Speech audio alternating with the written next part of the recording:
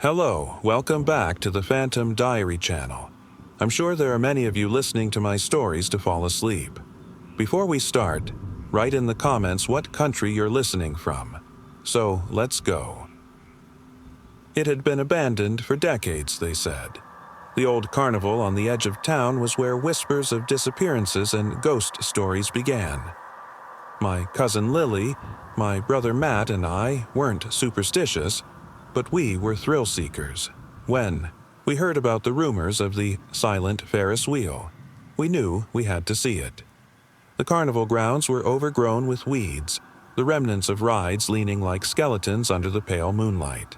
The air smelled of rust and mildew, and the only sounds were the chirping of crickets and the faint creak of old machinery swaying in the wind. "It's just an old theme park," Matt said, kicking a piece of debris. "Nothing scary here," but Lily shushed him. "Do you hear that?" We all stopped. Faint, distant music, circus-like but slow and distorted, drifted through the air. It came from deeper within the grounds where the Ferris wheel loomed like a hulking shadow. "Probably just the wind messing with something," I said, though I didn't believe it. We followed the sound, stepping carefully over fallen beams and debris. The carnival had been frozen in time, like everyone had abandoned it in a rush. Food carts still had faded, rusting signs. A clown cutout with peeling paint grinned at us from a booth, its painted eyes unsettlingly sharp. When we reached the Ferris wheel, it stood tall and ominous, half covered in vines. The metal creaked softly, but there was no wind. And yet one of the cabins swayed gently at the top, as though someone had just climbed aboard. "Look," Lily whispered, pointing to a nearby ticket booth. The window was shattered, and a single ticket sat on the counter, fresh and clean. "Who would leave that here?" Matt asked, his voice low. "It's probably staged. Some prank to scare people," I said, but my voice faltered. Then the music swelled. The Ferris wheel lit up, dim bulbs flickering one by one in unnatural patterns. It began to move slowly, groaning as the rusted gears turned. There was no electricity here, no power source. "We need to leave," Lily said, stepping back, but Matt moved forward, drawn to the glowing ride. "What if someone's controlling it?" "Matt, don't!" I shouted. Before we could stop him, he reached the base of the wheel. He craned his neck to look at the swaying cabin, but his face twisted into horror.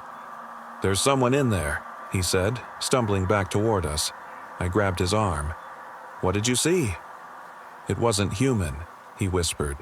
As if in response, the wheel stopped abruptly, the cabin at the top jerking into place. The music cut out, leaving a ringing silence. Then came a voice, distorted and metallic, echoing from nowhere and everywhere. "Your turn," it said. We froze, unsure if we had heard it or imagined it. Then the cabin door at the bottom swung open with a screech, inviting us in. "No way," I said, pulling Matt and Lily away. But the moment we turned to leave, the lights around the carnival blazed to life. Every ride groaned to motion. The carousel spun, its horses moving with unnatural speed. A funhouse door opened with a low moan, shadows flickering inside. The Ferris wheel cabin groaned louder, its open door beckoning us. We tried to run, but the ground shifted under our feet, pulling us closer to the ride. The air grew thick and cold, our breath visible in the moonlight. "What do we do?" Lily screamed. "Don't get on," I shouted, gripping her hand. But then the shadows emerged. Dark figures crawling from the funhouse, the carousel, the food carts. Their movements were jerky, wrong, like puppets held up by invisible strings. They surrounded us, cutting off every escape.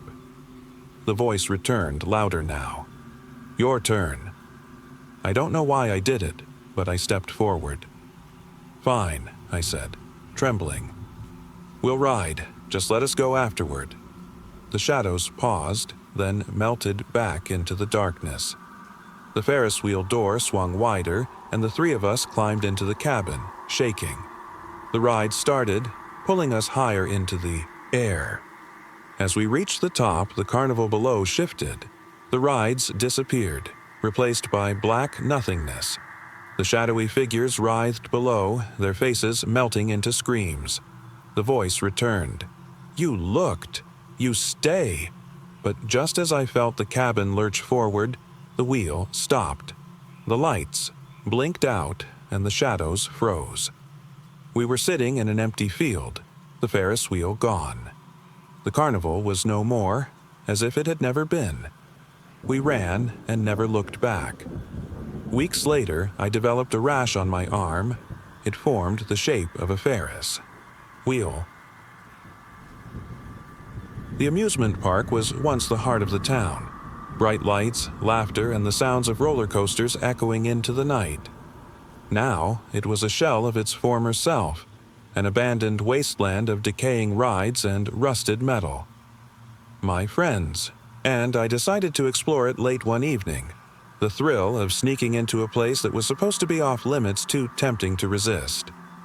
The entrance gates were wide open, the rusted hinges creaking as we pushed them aside. The air was thick with the scent of decay, the faint scent of mold clinging to the wooden structures. The silence was eerie, broken only by the distant hum of the city fading into the distance. We wandered through the park, the familiar sights distorted in their abandonment. The carousel stood still, its horses frozen mid-gallop, the painted faces hollow and lifeless. The Ferris wheel, once a towering attraction, now loomed above us, its metal frame leaning dangerously with a low, ominous groan. "There's something off about this place," Emma said, her voice shaking. "It's too quiet." "I know," Jake whispered, looking over his shoulder nervously. "Let's just get out of here." But we couldn't leave yet. The allure of the forgotten amusement park pulled us deeper. We ventured past the decaying snack stands and ghostly game booths, their prize shelves empty and cobwebbed. The further we went, the darker it became, with only the faint glow of dying street lamps to guide us. The more we explored, the more unsettling things became. Every step felt heavier, the air colder. And then we saw it. A figure standing at the edge of the Ferris wheel, its silhouette dark against the fading lights of the city beyond. It was too tall, too thin, its shape twisted unnaturally. "Who's there?" I called out, my voice trembling. It didn't move. It just stood there, unmoving, watching. The silence stretched unbearably long. We stared at the figure frozen in place, the weight of the moment pressed down on us, suffocating. Then the figure raised a hand, a long, slender hand, and pointed toward the roller coaster. "No," Jake whispered. "We shouldn't." But something compelled us. The figure was beckoning, its motion slow and deliberate. We couldn't resist. We followed the shadow toward the skeletal remains of the roller coaster. Halfway through the ride, we stopped. Below us was a mess of twisted metal and broken tracks. The train cars had long since rotted away, left hanging eerily in the air. The entire structure groaned in protest, the sound of rust scraping against rust filling the silence. "We need to go back," Emma insisted. "Now!" But as we turned to leave, we heard a voice, a whisper, just behind us. "Why don't you stay?" I spun around. The figure was closer now, no longer just a silhouette. Its twisted form hovered above the ground, its face obscured in shadows. It was the embodiment of wrongness, a distorted, elongated being that seemed to flicker in and out of existence. "Run!" Jake shouted. We bolted, our footsteps pounding against the crumbling pavement. The figure followed effortlessly, its elongated strides covering the distance between us impossibly fast. The ground shook beneath its weight, the shattered rides shaking with each heavy step. We ducked into the ghostly funhouse, desperate to find a hiding spot. Inside, the warped mirrors reflected unsettling images. Faces twisted into screams, bodies shifting grotesquely. Emma let out a scream, her voice piercing the air, but it only seemed to anger whatever was chasing us.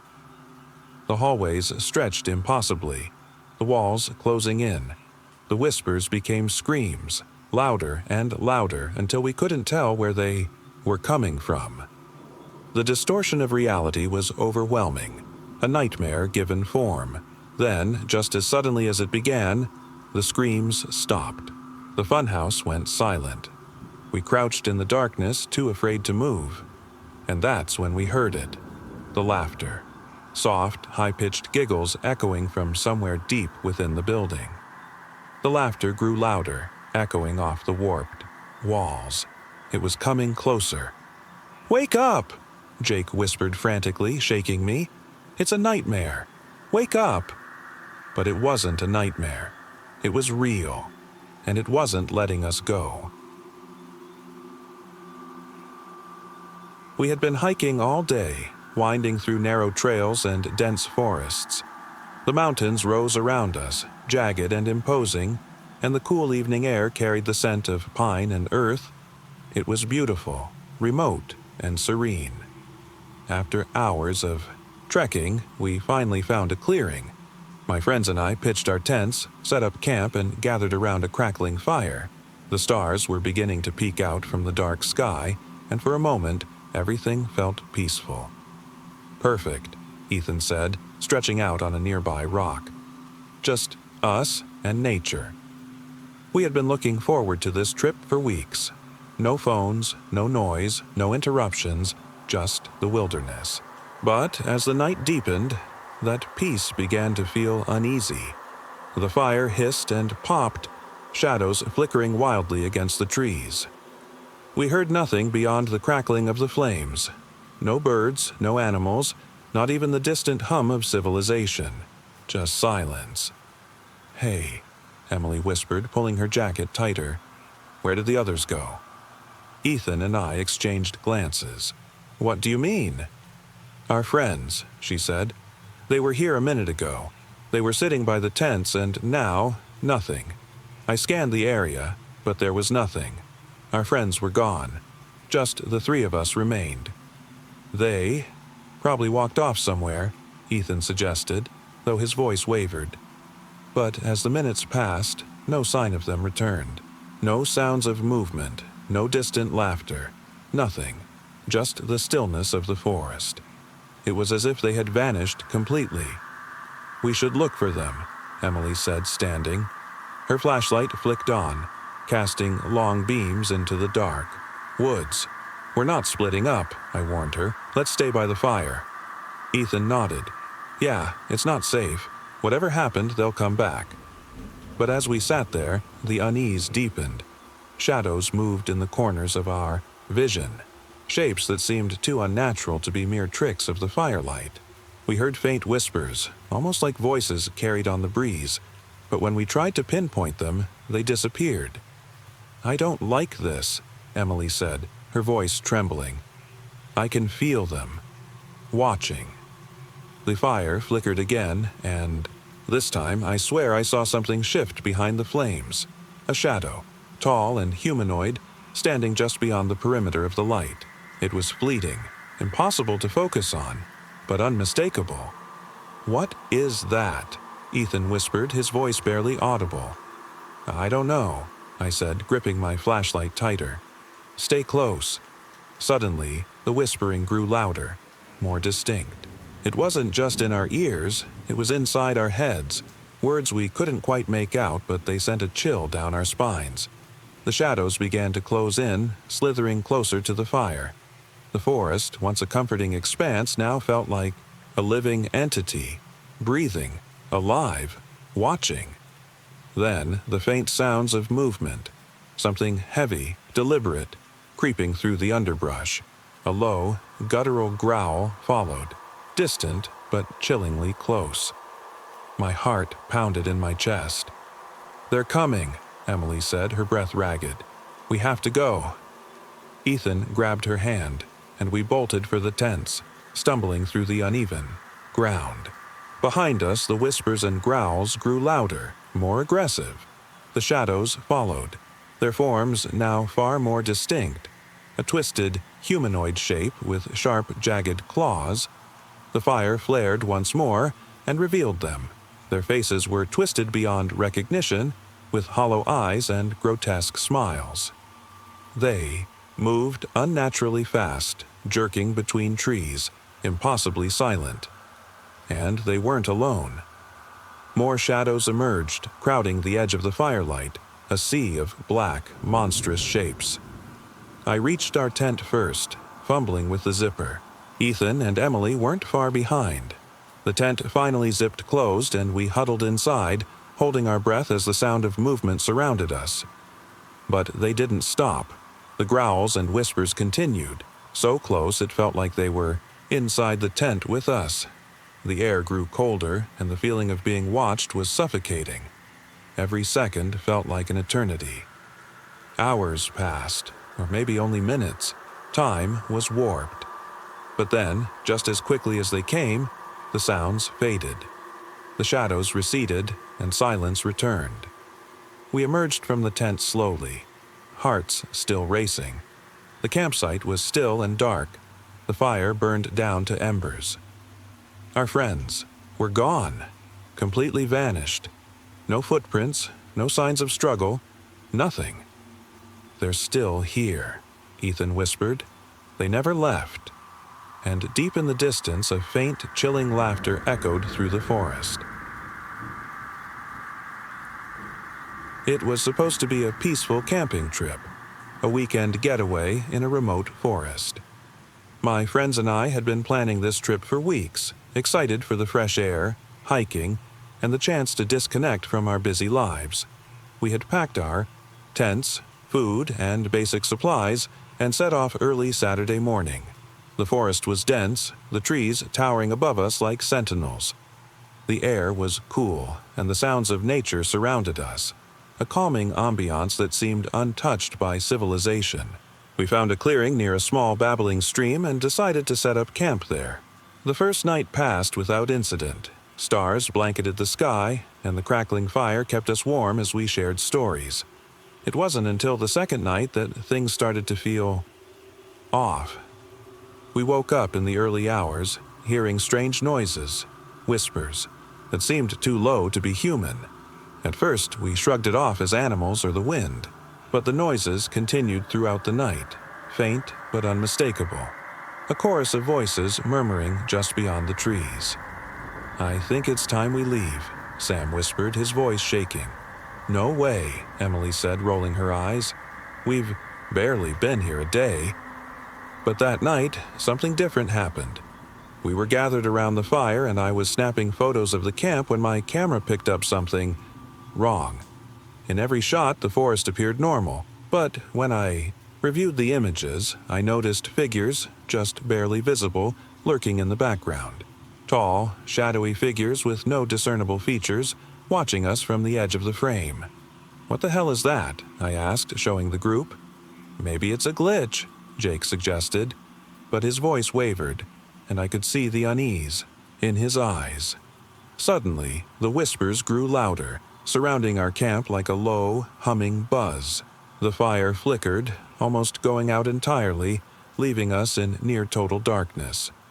We could feel something watching us, presence after presence closing in from every side.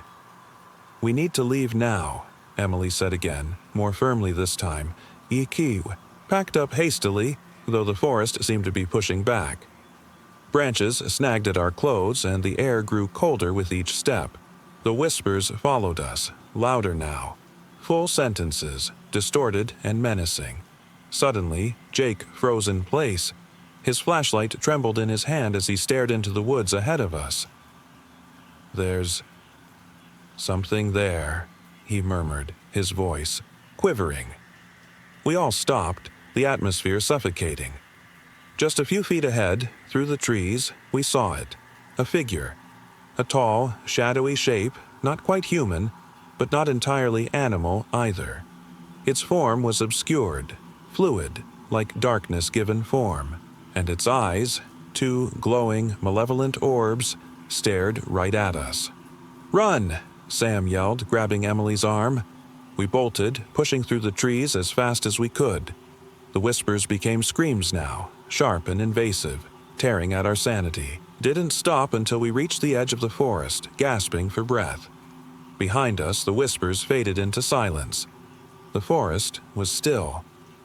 That thing It was watching us, Jake panted, his eyes wide with terror.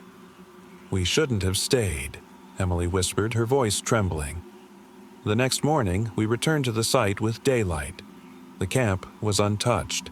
No signs of struggle, no evidence of the figures we had seen the night before. Just an empty clearing and an eerie stillness in the air. We packed up quickly and didn't speak much on the drive home. None of us mentioned what had happened again. We knew better than to go back. The library was massive, stretching across several floors with endless rows of shelves, books stacked from floor to ceiling. It was old, filled with the scent of aged paper and dust. I worked the late shift, alone, as usual. Every creak in the floorboards seemed magnified in the stillness. The chandeliers above cast long shadows that danced against the walls, but even with the occasional flicker of light, the deeper corners of the library seemed darker, more oppressive.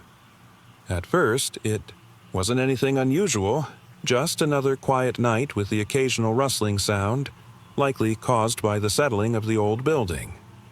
But as the hours dragged on, I began to notice things.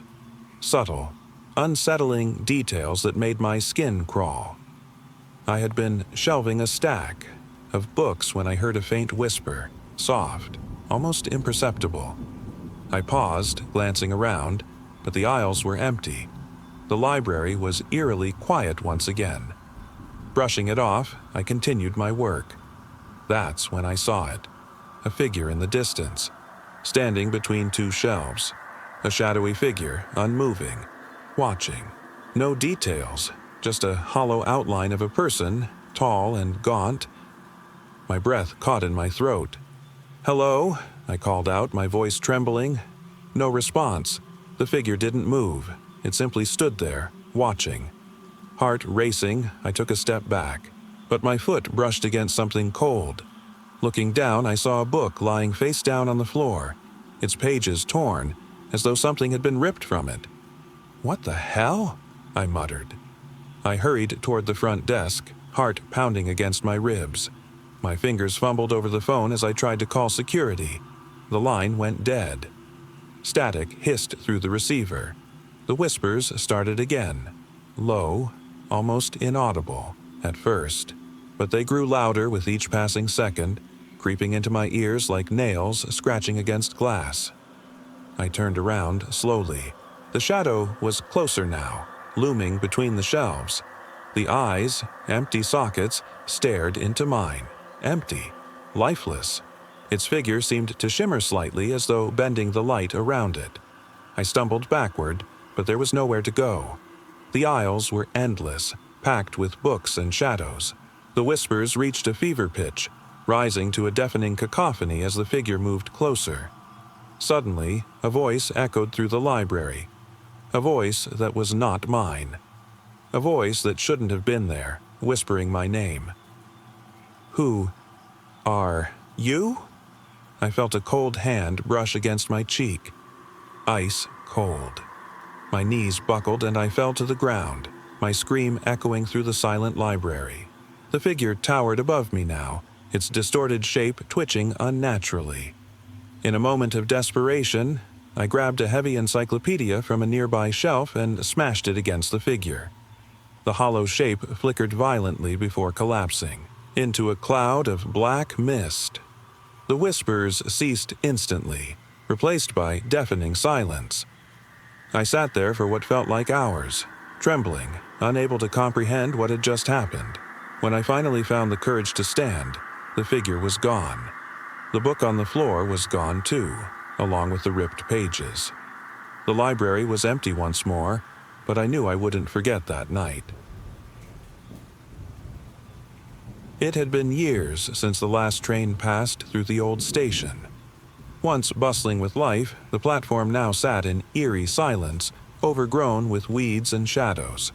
The station had been abandoned for decades, its once vibrant tiles cracked and peeling, walls stained with the passage of time. My friend Alex and I had heard the stories, the rumors of strange sounds echoing down the tunnels, phantom trains that disappeared mid-run, and whispers that came from empty platforms. We had dismissed them as local ghost tales, but curiosity had won out. The station had no electricity. Only the dim light from our flashlights cut through the overwhelming darkness. We walked along the platform, the wooden boards creaking beneath. Our feet louder than we expected in the stillness. The air was thick, carrying an unnatural chill, and every sound was amplified. The shuffle of our shoes, the distant hum of silence. Suddenly, Alex stopped. "Did you hear that?" "Hear what?" I asked, turning to face him. "There," he whispered, motioning toward the end of the platform. A voice, just breathing. I strained to listen, but there was only silence. No, it wasn't silence. It was something heavier, something oppressive. The darkness seemed alive, shifting subtly with each passing second. We continued forward cautiously. The next platform was only a few steps ahead, but the moment we crossed into it, the air thickened. The flashlight's beam flickered, catching glimpses of faces in the corners, blurred, shadowy faces that dissolved when we turned toward them. Alex whispered again, "They're watching." I shook my head, trying to dismiss the creeping fear. But I could feel it too, eyes on us from the dark corners of the station. Shadows seemed to twist and shift in ways unnatural. "Let's keep moving," I urged. "We'll be fine if we don't stop." But as we approached the third platform, something changed. The platform itself seemed longer than it should be, a trick of the eye. The air grew heavier and the whispers grew louder. They weren't just sounds now. They were voices, faint and fragmented, murmuring things we couldn't quite understand. "Stop," Alex hissed. "I don't think we should be here anymore." "It's just in your head," I said, though my voice wavered. "Let's just get to the end of the platform." The end was closer than we realized. I shone my flashlight down the tracks, only to realize there were no train tracks, only darkness. Blackness that stretched beyond the reach of light, a bottomless void where nothing existed, not even the floor of the station. Where are we?" Alex stammered, his voice shaking.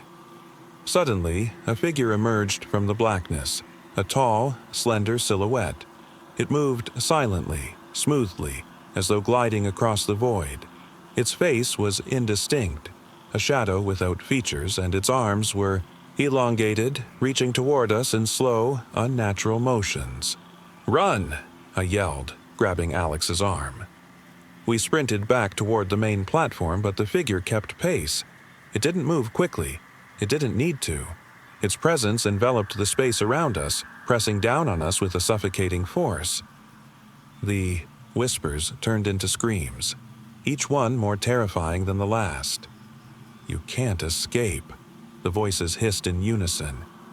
We reached the first platform again, but it was no longer familiar. The walls seemed to fold in on us, corners bending at impossible angles, forcing us toward the center.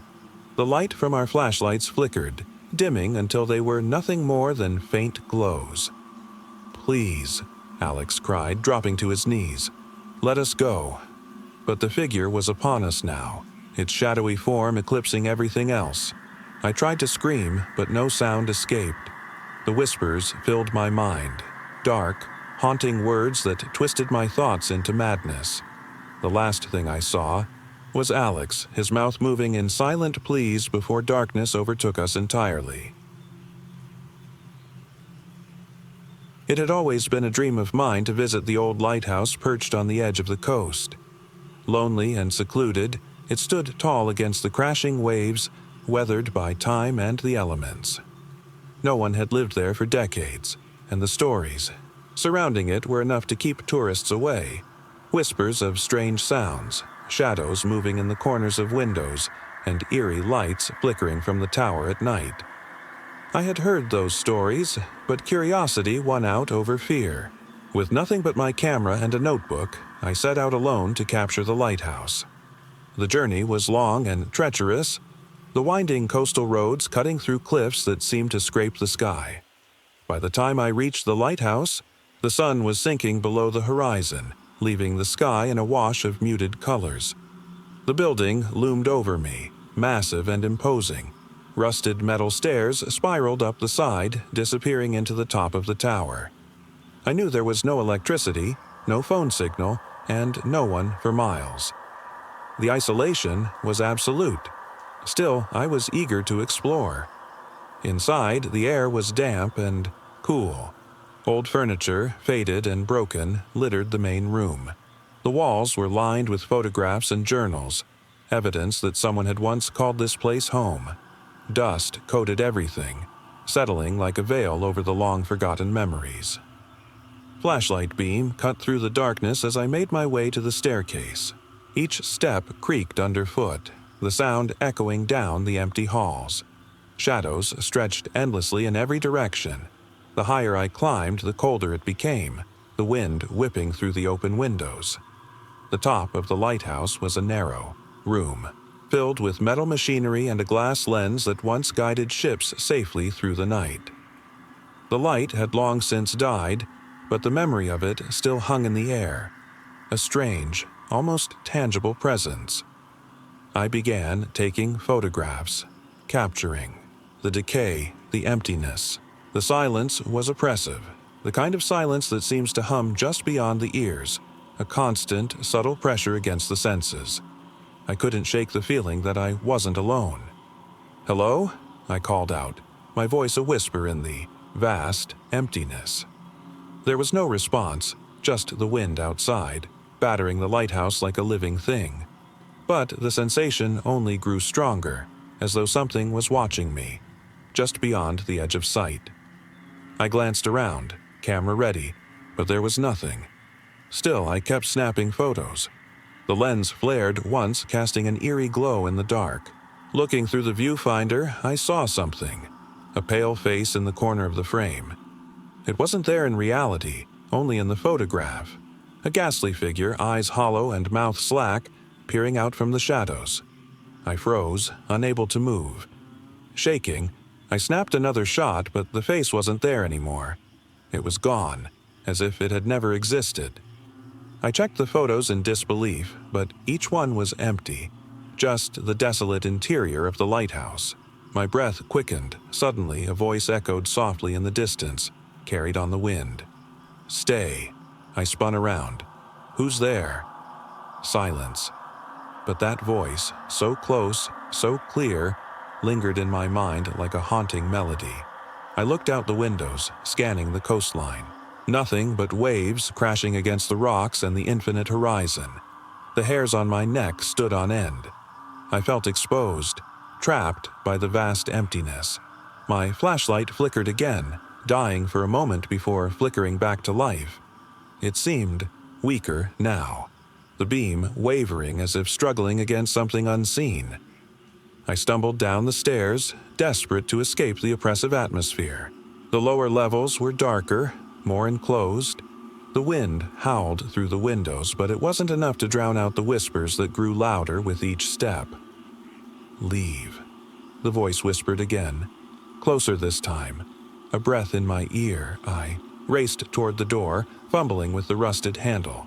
My flashlight shut off entirely, plunging the lighthouse into complete darkness. Panic surged through me.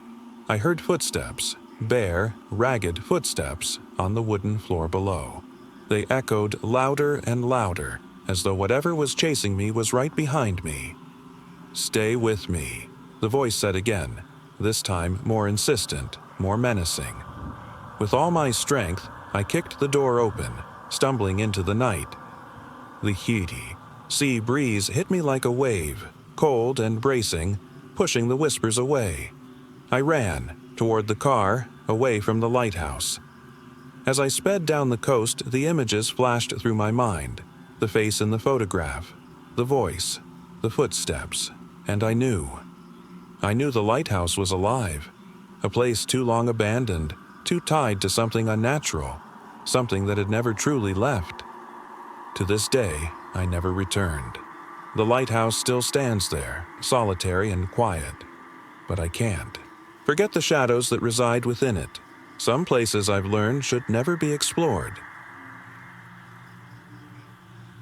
It was an old farmhouse, sitting far from any modern conveniences. My family had moved in after the previous owner passed away, and the house had been untouched for years. The place had its charm: antique furniture, wooden floors, and that strange, musty smell. But something about the basement unsettled me from the start. The door to the cellar was small, barely noticeable at the base of the staircase. It was hidden under a thin rug and secured with a rusted metal latch. My father would sometimes go down there to retrieve canned goods or check the water pump, but he always insisted it wasn't worth exploring further. "Nothing down there, but old junk," he'd say with a dismissive wave. But curiosity got the better of me. One rainy evening, when the house creaked with every gust of wind, I decided to investigate. The cellar was dimly lit by a single flickering bulb hanging from the ceiling. Rows of wooden shelves lined the walls, filled with jars of preserved vegetables and dusty tools from decades ago. In the corner stood a wooden chair, nothing special really, except it seemed out of place. The air was damp, heavy, and the silence was almost suffocating. Every time the wind blew, it whistled through unseen cracks, creating a haunting, rhythmic sound. That's when I noticed something strange. Near the far end of the cellar, beyond the shelves, there was another door, one I had never seen before. It was painted black, its edges worn as if dragged through the earth itself. It had no handle, no visible lock, only a faint impression as though it had been designed to blend in with the stone wall. I walked toward it slowly, my breath fogging in the cold air. Something felt wrong. The closer I got, the harder it became to move. My limbs felt heavy, like I was walking through water. Suddenly, the bulb above flickered out entirely, plunging the cellar into darkness. A low whispering began. Voices, distant and indistinct, brushing against my ears. They spoke words I couldn't quite hear, and yet I knew they weren't benign. "Hello," I called out, my voice barely audible. The whispering stopped. I reached out toward the black door, my fingers brushing against the cool surface. There was a texture, as though the door wasn't wood at all, but something far more ancient and unnatural. I pushed against it, though it didn't budge.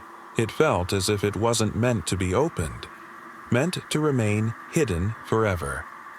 I backed away slowly, the whispering beginning again, but louder this time.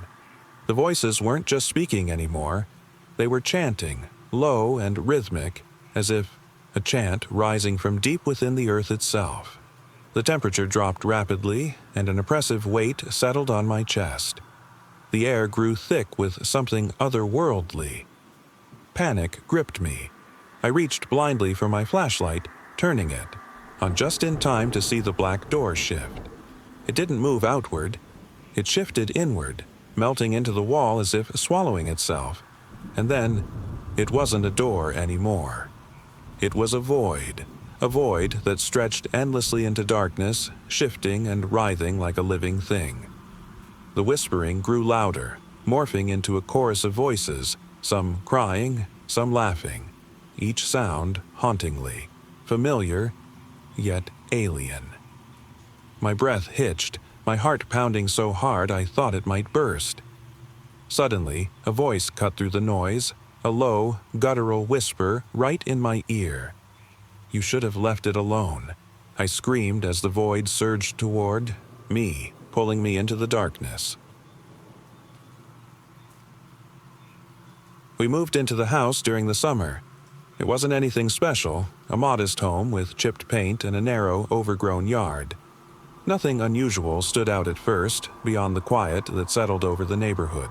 It was peaceful, a bit too peaceful. From the very first night, things felt wrong. The house settled into a silence that was unsettling. No creaks from the floorboards, no rustling of branches against the windows. It was as though the house itself held its breath. At first, we dismissed it. Old houses have their quirks, right? Maybe it was just the wind, or maybe we were just adjusting to the quiet after moving in. But the feeling never went away. The strange occurrences started subtly. Our daughter, Sophie, would wake up screaming in the middle of the night. She claimed that someone was standing at the foot of her bed. Always a shadowy figure, never fully there, just a presence. Every time we checked, nothing was there. Her nights became restless, and soon she wouldn't sleep at all without the bedroom door wide open. One evening, we heard a faint, hollow sound coming from the walls. It sounded like whispers, low and distorted, as though a dozen voices were trying to speak at once, but only half-formed. We thought perhaps it was the house settling further into its old age. The realtor said it hadn't been lived in for years before we bought it. But the whispers never faded. They came and went unpredictably, sometimes late at night, sometimes during the day when the house should have been still. Sometimes it sounded like faint laughter, soft, high-pitched, inhuman, and it sent chills down our spines. Then the visions began. I'd see it standing in the corner of rooms, a figure barely discernible in the shadows, always watching, always near but never moving. The more I focused on it, the blurrier it became, like the smoke swirling in the corners of my vision. It was like it didn't want to be fully seen, but it still wanted us to know it was there. One evening, my husband, James, went into the basement to grab a tool. He was down there for what felt like hours before I finally went down to check on him. When I found him, his face was pale, his body frozen. He stared at the far wall, his mouth trembling as though trying to speak, but no sound came out. "What's wrong?" I asked, shaking him gently. Finally, he managed to whisper, "The eyes. They're watching me." I didn't see what he saw, but I felt it, an oppressive, suffocating presence. The whispers had grown louder, and the figure was closer. After that, things escalated quickly. Sophie refused to enter her room alone, her little hands clutching at ours tightly, her tiny voice begging for us to stay with her. Objects would move on their own, the television turning on at odd hours, cupboards slamming shut when no one was near. But the worst part was the feeling. A cold, hollow breath on the back of our necks when we were alone in the house. One night, I woke up to a loud thud from downstairs. I was about to call out, thinking it was just James, but the silence that followed was unlike any sound I'd ever heard. It was as if the house itself had swallowed the noise. I hurried down to check, but no lights worked, no matter how many. Switches I flipped. The only sound was the whispers, insistent now, louder, more desperate, and then I saw it. The figure stood in the living room. Its features were clearer now, grotesque, almost human, but twisted. Skin stretched unnaturally, tight over its bones, empty sockets where the eyes should be, its mouth gaping in an expressionless scream. It didn't move, yet I could feel its presence press against every inch of the room. I didn't scream. I couldn't. I was paralyzed with fear, unable to tear my gaze away from the monstrosity in front of me. When James woke up and found me trembling, by the doorframe, he couldn't see it. Not at first. I couldn't explain what I had seen, not fully. But when he entered the room, the whispers rose again. Louder, angry, demanding. The figure moved closer. That night, we gathered Sophie in the hallway, away from her room. We didn't dare sleep in the house anymore. We spent the rest of the night huddled in the car, not knowing what to do, too terrified to return inside. The next day, we left the house behind. We didn't touch anything, no clothes, no belongings. We simply left it all, retreating back to a rental with no windows into the past. The whispers still haunt us, sometimes when we're alone, sometimes in dreams. The figure isn't gone. It lingers, a dark stain we can't wash away. We've tried to move forward, but we know it's not over, not entirely. The house is quiet now, empty, forgotten by the world. But we know we're not the only ones who feel its pull. And we dread the day someone else steps into that house because we know the whispers will return. And so will the figure, waiting to make itself seen again. It started on an ordinary Tuesday. I was house-sitting for an old friend, just a routine task. The house was in a quiet suburb, nothing unusual about it. My friend had asked me to stay for a few days while they were out of town, and the idea of having a large, empty house all to myself seemed like a peaceful escape from the usual noise of the city. The house wasn't particularly old, but it had a strange, faded charm. The walls were lined with family photos that had begun to yellow with age, and the faint scent of lavender lingered in the air. It was well kept, but I couldn't shake the feeling that something wasn't quite right. The silence was too heavy, too deliberate, as if the house was holding its breath. On the first night, I kept the lights on. The silence felt oppressive, and I couldn't bring myself to wander through the darkened hallways. But by the second night, curiosity got the better of me. The house felt strangely familiar, like I had been there before, though I knew I hadn't. As I roamed through the dimly lit rooms, I couldn't ignore the feeling that someone was watching me. Every corner I turned seemed just a little too shadowy. That's when I noticed the whispers.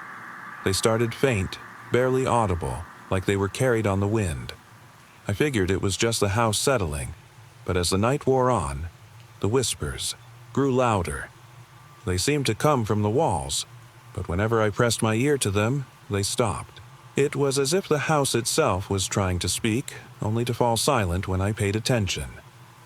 By the third night, the whispers had become impossible to ignore. They echoed through the house, now distinct words, soft, chilling, and indecipherable. I kept moving from room to room, but no matter how far I walked, they followed. It felt as though the house had come alive, consumed by some unseen force. Then, around midnight, the lights flickered and died. Panic shot through me as I realized the house was plunged into darkness. I fumbled for my phone to call for help, but my signal was gone. I was cut off from the world. Suddenly, I heard footsteps. Slow, deliberate, echoing down the hallway. I stood frozen, my heart thudding in my chest. The footsteps weren't like any I'd ever heard. No one walks like that. It was as if whoever, or whatever, was making those sounds didn't have legs. The pacing grew louder, closer. Then a knock. Just one, but it wasn't at the door. Came from inside the walls. A hollow knock, repeated over and over as though someone was trapped behind them, trying to escape.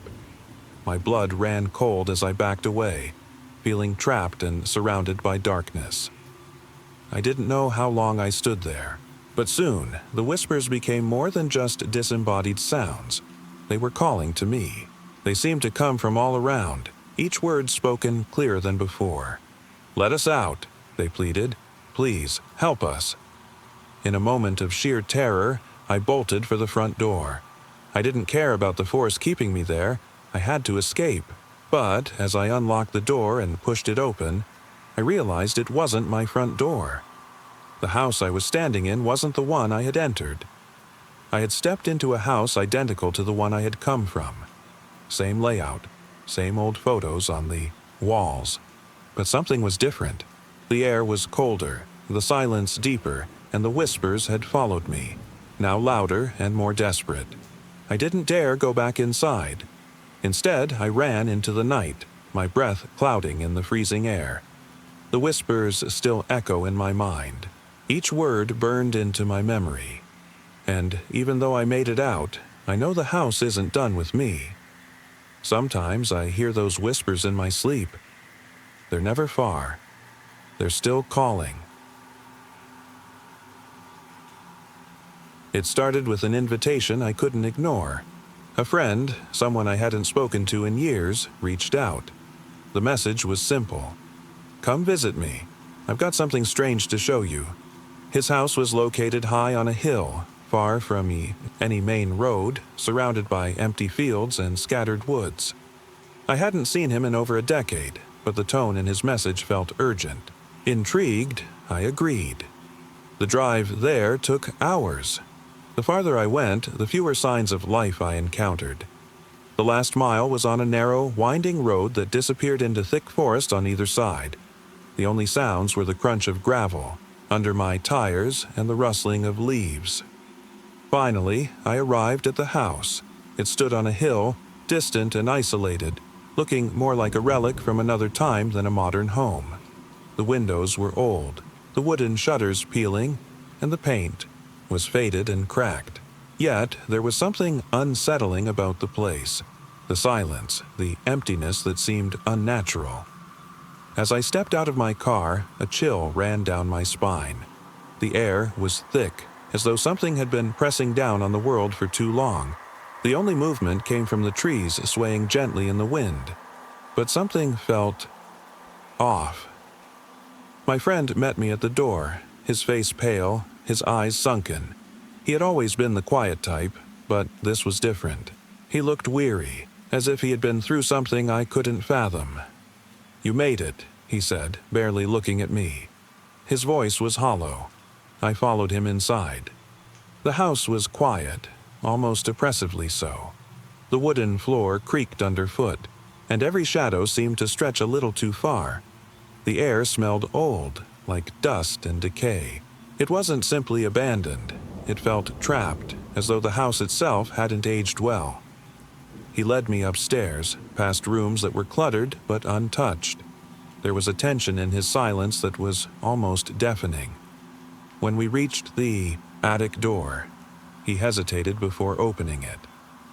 "I've never told anyone about this," he muttered, his hand shaking as he pulled the door open. "I've tried to forget." The attic was filled with boxes, old furniture covered in sheets, and the lingering smell of something long forgotten. But it wasn't the mess that caught my attention. It was the overwhelming silence, the kind of silence that felt deliberate, oppressive. He moved toward one of the boxes and pulled out a small, leather-bound book.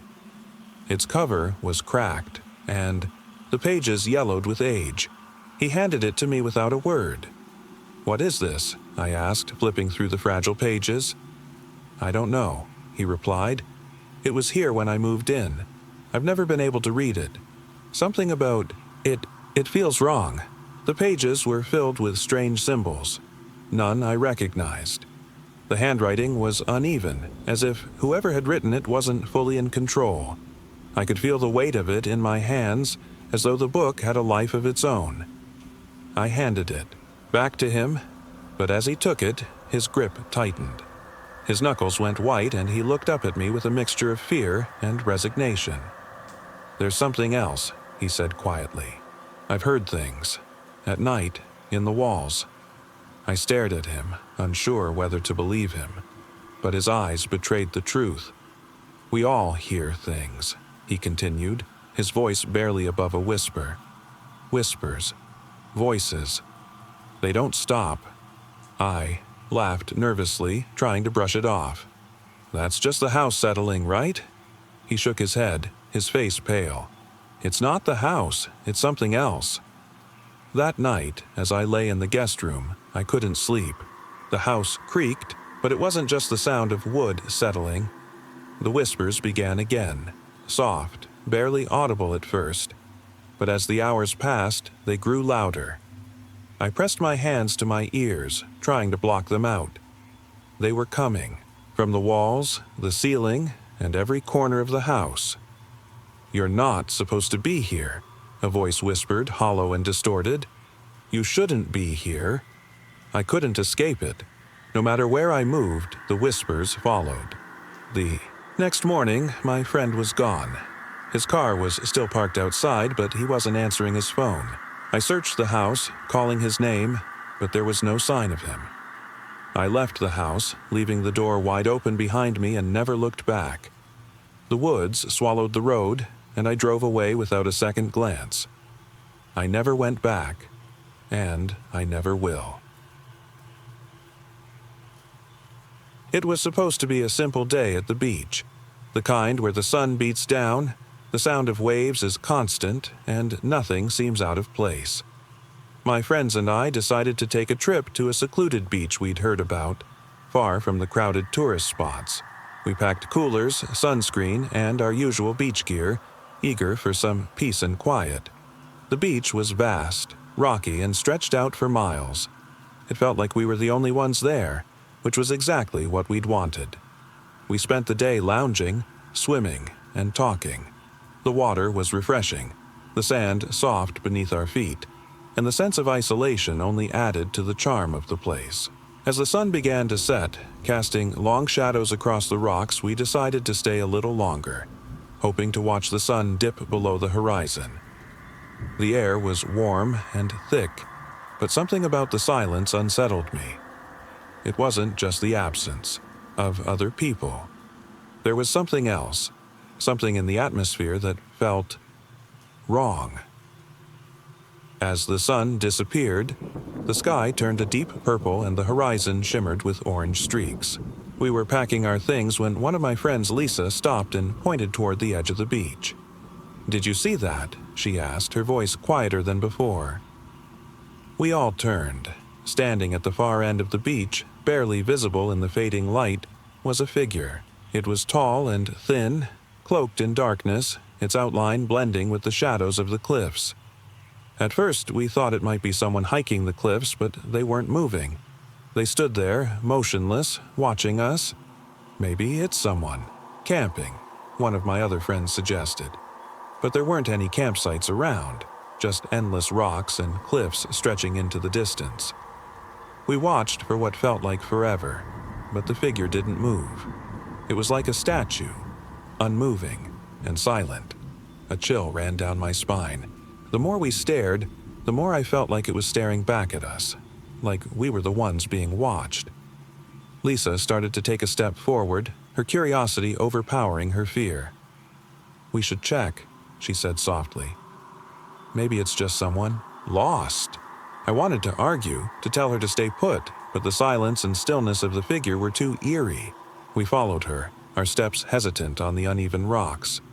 The closer we got, the more details we could make out. It wasn't human. It didn't have a face, at least, not in the way we expected. Its head was hollow, like an empty mask, and its limbs were too long and thin, twisted at unnatural angles. "Let's get back," I urged, my voice shaking. But before we could turn, the figure began to move. Slowly, methodically, like it was gliding rather than walking. "Run!" I shouted, my fear overcoming me. But before any of us could, the figure had closed the distance between us. Its hand, if you could call it that, reached out, long and bony, and touched Lisa's shoulder. Her scream echoed across the empty beach, but it wasn't the scream of someone in terror. It was hollow, lifeless. I didn't stop running until I was far away, back at the edge of the beach, gasping for breath. My friends followed, but Lisa wasn't with them. I turned back once, but she was gone. That night, as we sat huddled in silence, I couldn't stop thinking about Lisa. The figure, whatever it was, had taken her. I knew we'd never find her again. And as I stared at the dark horizon, I knew that we weren't the only ones left watching.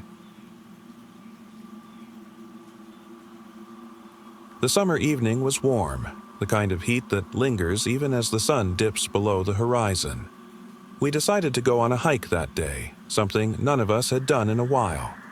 There were 5 of us, old friends, eager to reconnect and enjoy the fresh air. The trail led us deep into the woods, far from any signs of civilization. The trees loomed overhead, their thick canopies blocking most of the sunlight, leaving the forest in a perpetual shade. It was peaceful, almost too quiet. The only sound was the crunch of leaves beneath our boots and the occasional rustling of branches. We hadn't seen another person since we parked the car hours ago. The isolation felt serene, almost perfect. But something felt off. It wasn't, until we were several miles into the hike, that I noticed it. The trees started feeling closer together, the trail growing narrower. It wasn't just the forest pressing in. The atmosphere felt heavier, like something was watching us from the shadows. I brushed it off at first. Maybe the isolation was starting to get to me. But then, one by one, the others began to notice it too. The silence wasn't just peaceful anymore, it was oppressive. My friend Sarah stopped suddenly, turning to the rest of us with wide eyes. "Do you feel that?" she asked, her voice trembling. We all nodded, uneasy now. The air felt colder, the trees rustling more erratically. It was as if the forest had taken on a life of its own. My other friend, Jack, pulled out his phone, checking for signal, but there was nothing. Not even a faint bar. "Let's keep going," I suggested, trying to stay calm. But deep down, I knew we shouldn't have. As we pressed forward, the forest seemed to tighten its grip. The trail became harder to follow, winding, deeper into the unknown. The trees grew taller, their branches reaching out like clawed fingers. I couldn't shake the feeling that something was watching us, something that didn't belong in the woods. It was when we came to a clearing that things took a darker turn. The trees around us seemed to hum with an unnatural energy, their shadows shifting in ways that defied the laws of light. In the center of the clearing was an old, weathered wooden bench, completely out of place. The air felt even colder now, and I could see my breath in front of me, though it wasn't that cold. "Let's sit for a minute," someone suggested, and we all hesitated but agreed. The bench creaked as we sat down, its splinters digging into my legs. It felt ancient, like it had been there long before any of us. That's when I saw it. At first, I thought it was a trick of the light, something out of the corner of my eye. But when I turned, I saw it more clearly. A figure stood at the edge of the clearing, cloaked in shadows. I couldn't make out any features, only the impression of something tall and gaunt. "Who's there?" Jack called out, his voice cracking. But there was no response. The figure didn't move. It simply stood there, watching. "Guys, we need to go," Sarah said, panic creeping into her voice. The rest of us didn't argue. We grabbed our things and started walking quickly, keeping our eyes fixed ahead, but the feeling of being followed didn't leave. The figure was still there, always just out of reach. Every time we looked back, it seemed closer, as though it was always trailing us. We didn't stop again, even as night began to fall. The forest grew darker, but the figure stayed with us, a constant, silent presence. Eventually, we stumbled out of the woods, back to the car. We didn't speak much on the drive home, each of us lost in our thoughts. It wasn't until the next day that I looked back at the photos I took on the hike. One picture caught my attention: the clearing, the old bench, and in the background, faint and distorted, was that figure. Its eyes were the only thing visible, hollow and empty, staring back at me.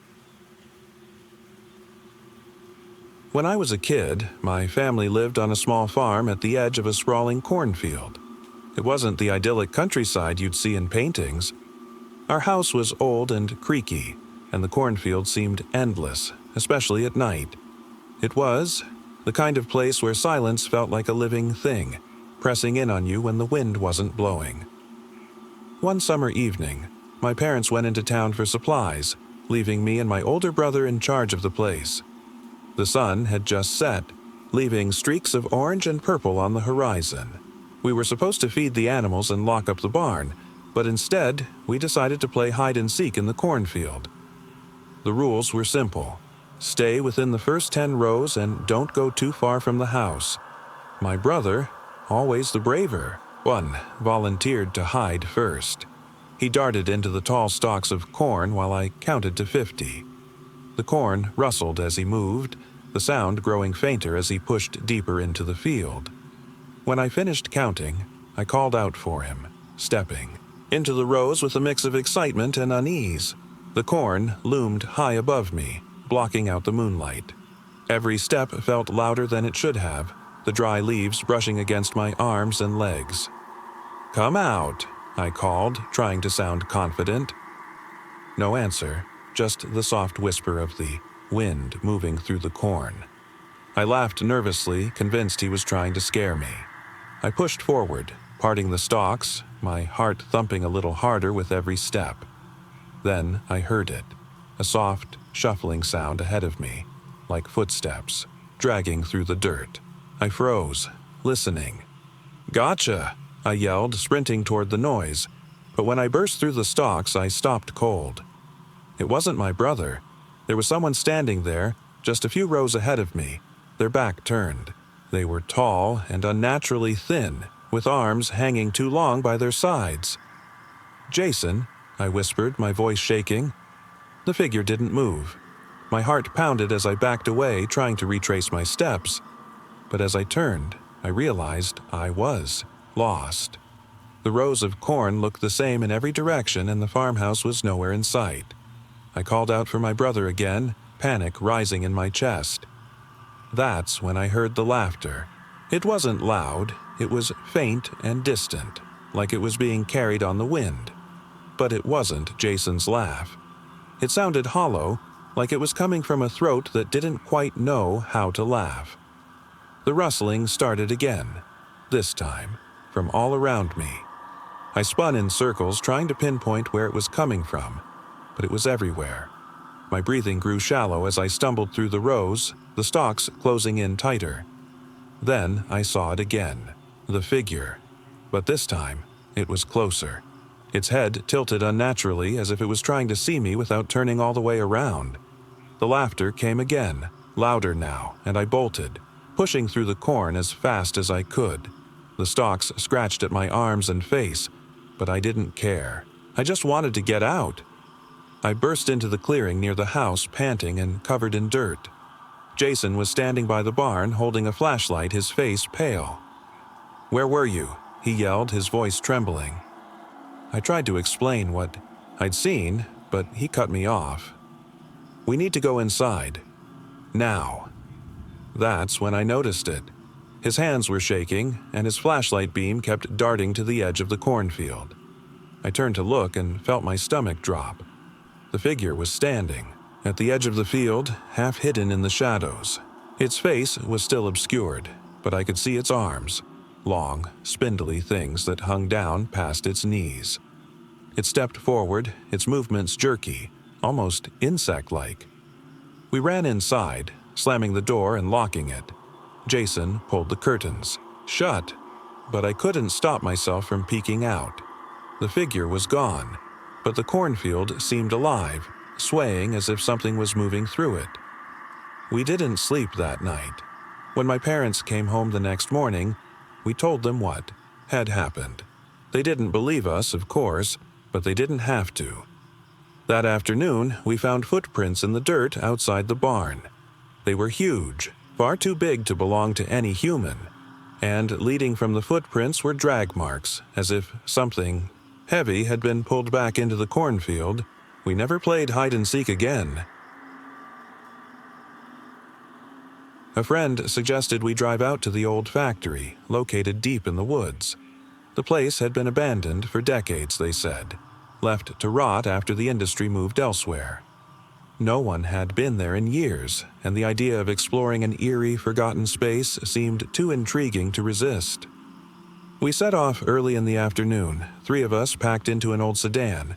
The drive was long, winding through narrow, overgrown roads until we finally reached the outskirts of the factory.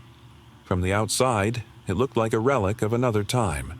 Tall, weathered brick walls covered in ivy, windows shattered and empty. The once mighty structure loomed over us, silent and still. We parked the car, and as we approached, a shiver ran down my spine. The place felt abandoned, sure, but not empty. There was a palpable sense of something watching, something that had never truly left. Inside, the factory was a maze of metal and decay. Broken machinery stood rusted and still, large gears covered in dust. The air smelled stale, and the silence was oppressive. We wandered through the empty halls, shining our flashlights on walls covered in graffiti, peeling paint, and remnants of what once was. At first, there wasn't much to see, just shadows stretching across the floor, the occasional creak of the old wooden beams above.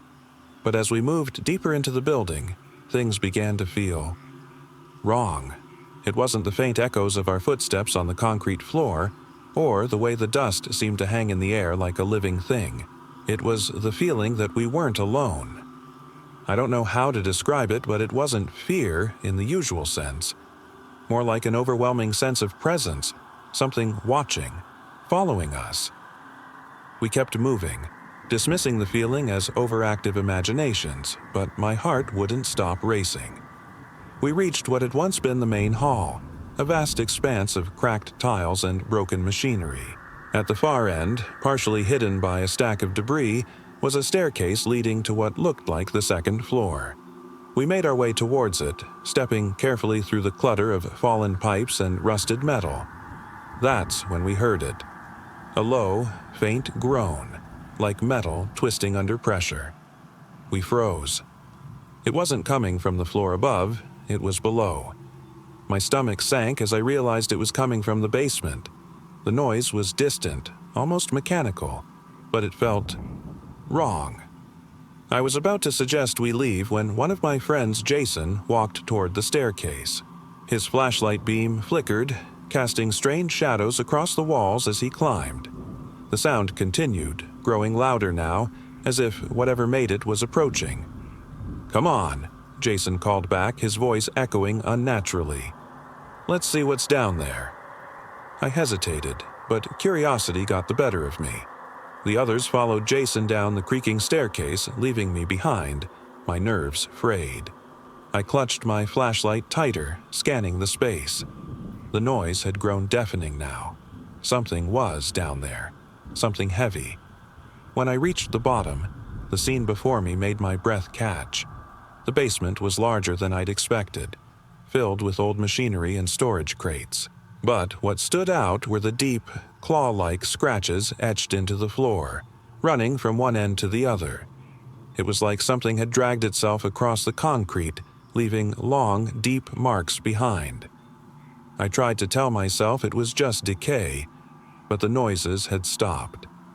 The silence was now deafening. We all stood there, staring at the marks, when one of my friends let out a gasp.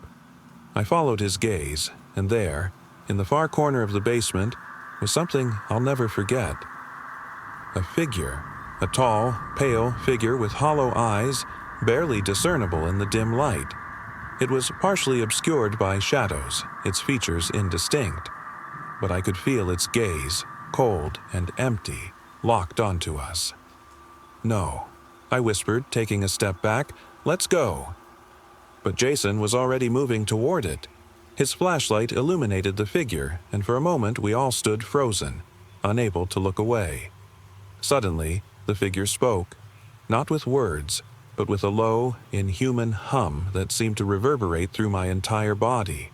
It wasn't a voice so much as a presence, pressing down on us, suffocating us. "We need to leave," one of my friends finally said, his voice trembling. We didn't wait for a second invitation. We fled up the staircase, the sound of the figure's hum fading behind us. My legs felt like jelly as we burst out into the cool night air, gasping for breath. As we drove away, I glanced back in the rearview mirror, expecting to see nothing but the darkness of the forest. But there, standing at the edge of the factory, was the figure. It didn't move, just stood there, watching us as we drove away. We never spoke about it again. But I know what I saw that night wasn't something from this world. Whatever that thing was, it's still out there, waiting. It started as a simple evening hike. My friend and I had planned it months ago, just to escape the noise of the city and breathe some fresh air. We chose a trail deep in the woods, one that wasn't too far from civilization, but far enough that we'd feel the stillness of nature. The sun was setting as we parked our car. The trees stood tall and dense, casting long shadows over the narrow dirt path. We were excited, walking side by side, listening to the crunch of leaves beneath our boots and the occasional call of birds. After a few hours, we reached a small clearing. It was quiet, except for the distant sound of a stream we could faintly hear. We stopped to catch our breath, sitting on a fallen log, watching the last of the sunlight fade behind the trees. That's when I noticed something strange. Out of the corner of my eye, I saw movement. A figure, barely distinguishable from the shadows standing at the edge of the clearing. At first, I thought it might be a tree or a trick of the light, but it wasn't. It was too tall, too human. I nudged my friend, pointing silently. The figure didn't move, didn't react. It was like it was waiting, as if it had been there the entire time, just watching. "Hey," I whispered. "Do you see that?" My friend squinted in the direction I was pointing. "What is that?" His voice was barely a whisper. We both stared at the figure, feeling a chill run down our spines. It remained still, motionless. It wasn't walking toward us, but it wasn't leaving either. Without thinking, we grabbed our things and started to back away. The figure stayed put, unmoving, watching us as we moved further down the trail. The closer we got to the main path, the louder the sounds of nature returned. Birds, rustling leaves, the stream nearby. But that figure, it was like it didn't belong. After what felt like hours of walking, we finally reached our car. My friend looked back, his face pale. "Did you feel like we were being followed?" he asked. I nodded, gripping my keys tightly. Something wasn't right about that. We never spoke of it again, but to this day, I wonder who, or what, that figure was, and if it's still out there, waiting. I was on a road trip, solo, something I'd always wanted to do. Just me, my car, and the open road stretching ahead. I decided to take a scenic route, away from the highways, weaving through small, forgotten towns. The goal was simple: get lost in the quiet and enjoy the freedom of being alone. By the time the sun started to set, I was deep in unfamiliar territory. The winding road was flanked by endless fields of tall grass that seemed to stretch forever. There was nothing around, just miles of isolation and silence. I rolled down the windows, letting the cool air fill the car, the only sounds being the soft hum of the engine and the occasional chirp of crickets. As the light faded, I found myself searching for a place to stop for the night. There was no sign of a town or motel for miles, just endless fields and a single, overgrown dirt path leading off to the side of the road. It wasn't much of a choice, but I decided to follow the path, hoping to find a clearing to park and rest. The path led me to a small, abandoned barn surrounded by broken-down fences. It wasn't much, but it offered shelter. The place felt like it hadn't been touched in years, with weeds growing thick through the cracks in the wood. I parked near the entrance, killed the engine, and sat in the silence, the only sound being the wind rustling through the trees. It wasn't long before I realized I wasn't alone. At first, I thought maybe it was just an animal, but the feeling of being watched was too distinct. I shook it off, telling myself it was just my imagination, but the sensation didn't fade. I decided to explore the barn, curious about what might be inside. The door creaked open, revealing a musty, dark interior. I stepped cautiously, the floorboards groaning under my weight. The air was thick with dust, and the smell of decay lingered. What was once used to store hay and farm tools had become a hollow shell of rotting wood and forgotten belongings. I moved further into the barn, shining my flashlight around the dusty space. Old furniture covered in layers of grime, rusted tools scattered on the floor. There was nothing of interest, just reminders of what the place once was. I felt my unease growing, but my curiosity kept me going. That's when I saw it. A figure standing in the far corner of the barn, barely visible in the dim light. My breath hitched as I froze, unable to look away. The figure didn't move, didn't react, just stood there in the shadows, watching. Panic surged through me, but I forced myself to step closer, my flashlight shaking in my hand. I didn't want to believe what I was seeing, but there it was. A human-shaped silhouette standing still as if trapped in the dark. "Who's there?" I called, my voice barely above a whisper. No response.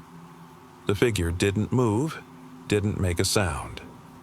I took another step, and then another, my legs feeling heavy. With each movement, the figure seemed to draw closer, though it didn't advance itself. It was like we were inching toward each other slowly, relentlessly. When I was just a few feet away, I saw it. The face, or what I thought was a face. Hollow, sunken eyes stared back at me, void of any life or expression. The features were distorted, almost alien. I couldn't tear my gaze away. The barn creaked again, and then, without warning, the figure took a step forward. I stumbled backward, tripping over some debris and falling to the ground. My heart pounded as I scrambled to my feet, trying to escape, but the figure moved faster than I could comprehend. I sprinted toward the exit, my flashlight bouncing wildly in my hand. I could hear the sound of heavy, dragging footsteps behind me, growing louder, closer. My legs felt like they were on fire as I burst through the barn door, gasping for air. When I reached my car, I fumbled with the keys, my fingers shaking uncontrollably. I didn't look back, didn't stop. I didn't stop until I was miles down the road, the figure far behind, lost in the darkness. I still don't know what I saw that night. Whatever it wasn't human. It wasn't supposed to be there. But I do know this: I'll never take another solo road trip into the unknown. It was a summer evening, and I decided to take a walk through the old neighborhood park. The sun was just starting to set, casting long shadows across the overgrown trails. I had lived in this town my entire life, but I had always avoided this park, partly because it had a reputation, mostly forgotten now, of being haunted or unsettling. People used to talk about strange noises, whispers, and figures moving through the trees, but I never paid much attention to those stories. That night, though, I needed some quiet, some space to clear my head. The park wasn't far from my home, just a short walk away. It was the kind of place where time seemed to stand still, where the old oaks loomed over the trails and the air smelled thick with the scent of pine and earth. As I strolled down the main path, the woods on either side seemed darker than I remembered, the trees taller and more imposing. The usual sounds of the city were distant now, just the rustle of leaves and the faint hum of insects. The silence was unnerving, almost oppressive. I had a strange feeling, as though the forest itself was watching, waiting for something. I continued walking, my footsteps crunching softly against the gravel path. I passed by an old wooden bench, splintered and half-rotted, its paint chipped and faded. It had been there forever, the kind of thing no one really paid attention to anymore. But something about it caught my eye. A faint scratch, almost too faint to notice, ran down the bench's surface. The marks looked as if they'd been made by long, sharp claws. I paused for a moment, staring at the bench, my heart thudding harder. It couldn't have been anything natural. No animal could have left such clean, precise scratches. Maybe kids had vandalized it, but the deeper I looked, the more I felt an overwhelming sense of wrongness, as though those marks weren't meant to be there at all. I shook off the unease and kept walking, telling myself it was just my imagination playing tricks on me. But as I ventured further into the park, I noticed something strange. The trees weren't swaying with the breeze like they should have been. Instead, the branches hung motionless, as if the wind itself had vanished. Then came the sound. A low, raspy whisper carried by the stillness. It came from behind me, soft and indistinct, as though it had traveled from far away. I stopped, listening, but the whisper faded before I could make out any words. My stomach twisted into knots, and I forced myself to keep walking, faster now, as though I could outrun whatever had made that sound. As I turned a bend in the path, I saw something ahead, a figure partially obscured by the thick trees. It wasn't moving, just standing there, silhouetted against the last light of the setting sun. I stopped, my breath catching in my throat. The figure didn't look human. Its outline was too tall, too lanky, with limbs that bent in ways they shouldn't. Shadows seemed to crawl along its body, swallowing it whole. I tried to convince myself it was just a trick of the light, but the longer I stared, the more I felt something stir inside me. A primal fear I couldn't explain. The figure didn't make a sound, didn't shift or move. It simply stood there, watching me. I forced myself to look away, to keep walking.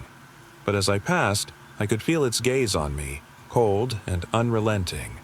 I clenched my fists, willing my legs to carry me faster. A rustling behind me snapped my attention back. I spun around, expecting to see nothing. But there it was again. The whisper, now louder, more insistent. It wasn't words, just fragments, like someone muttering in a language I didn't recognize. The figure was gone, but the trees seemed to bend toward me now, their branches brushing the path like fingers reaching out. The unease grew until it felt unbearable. I glanced down at my phone. No signal.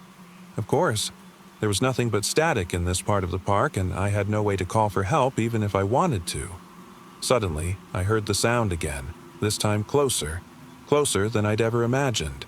It was right behind me now, following, breathing down my neck.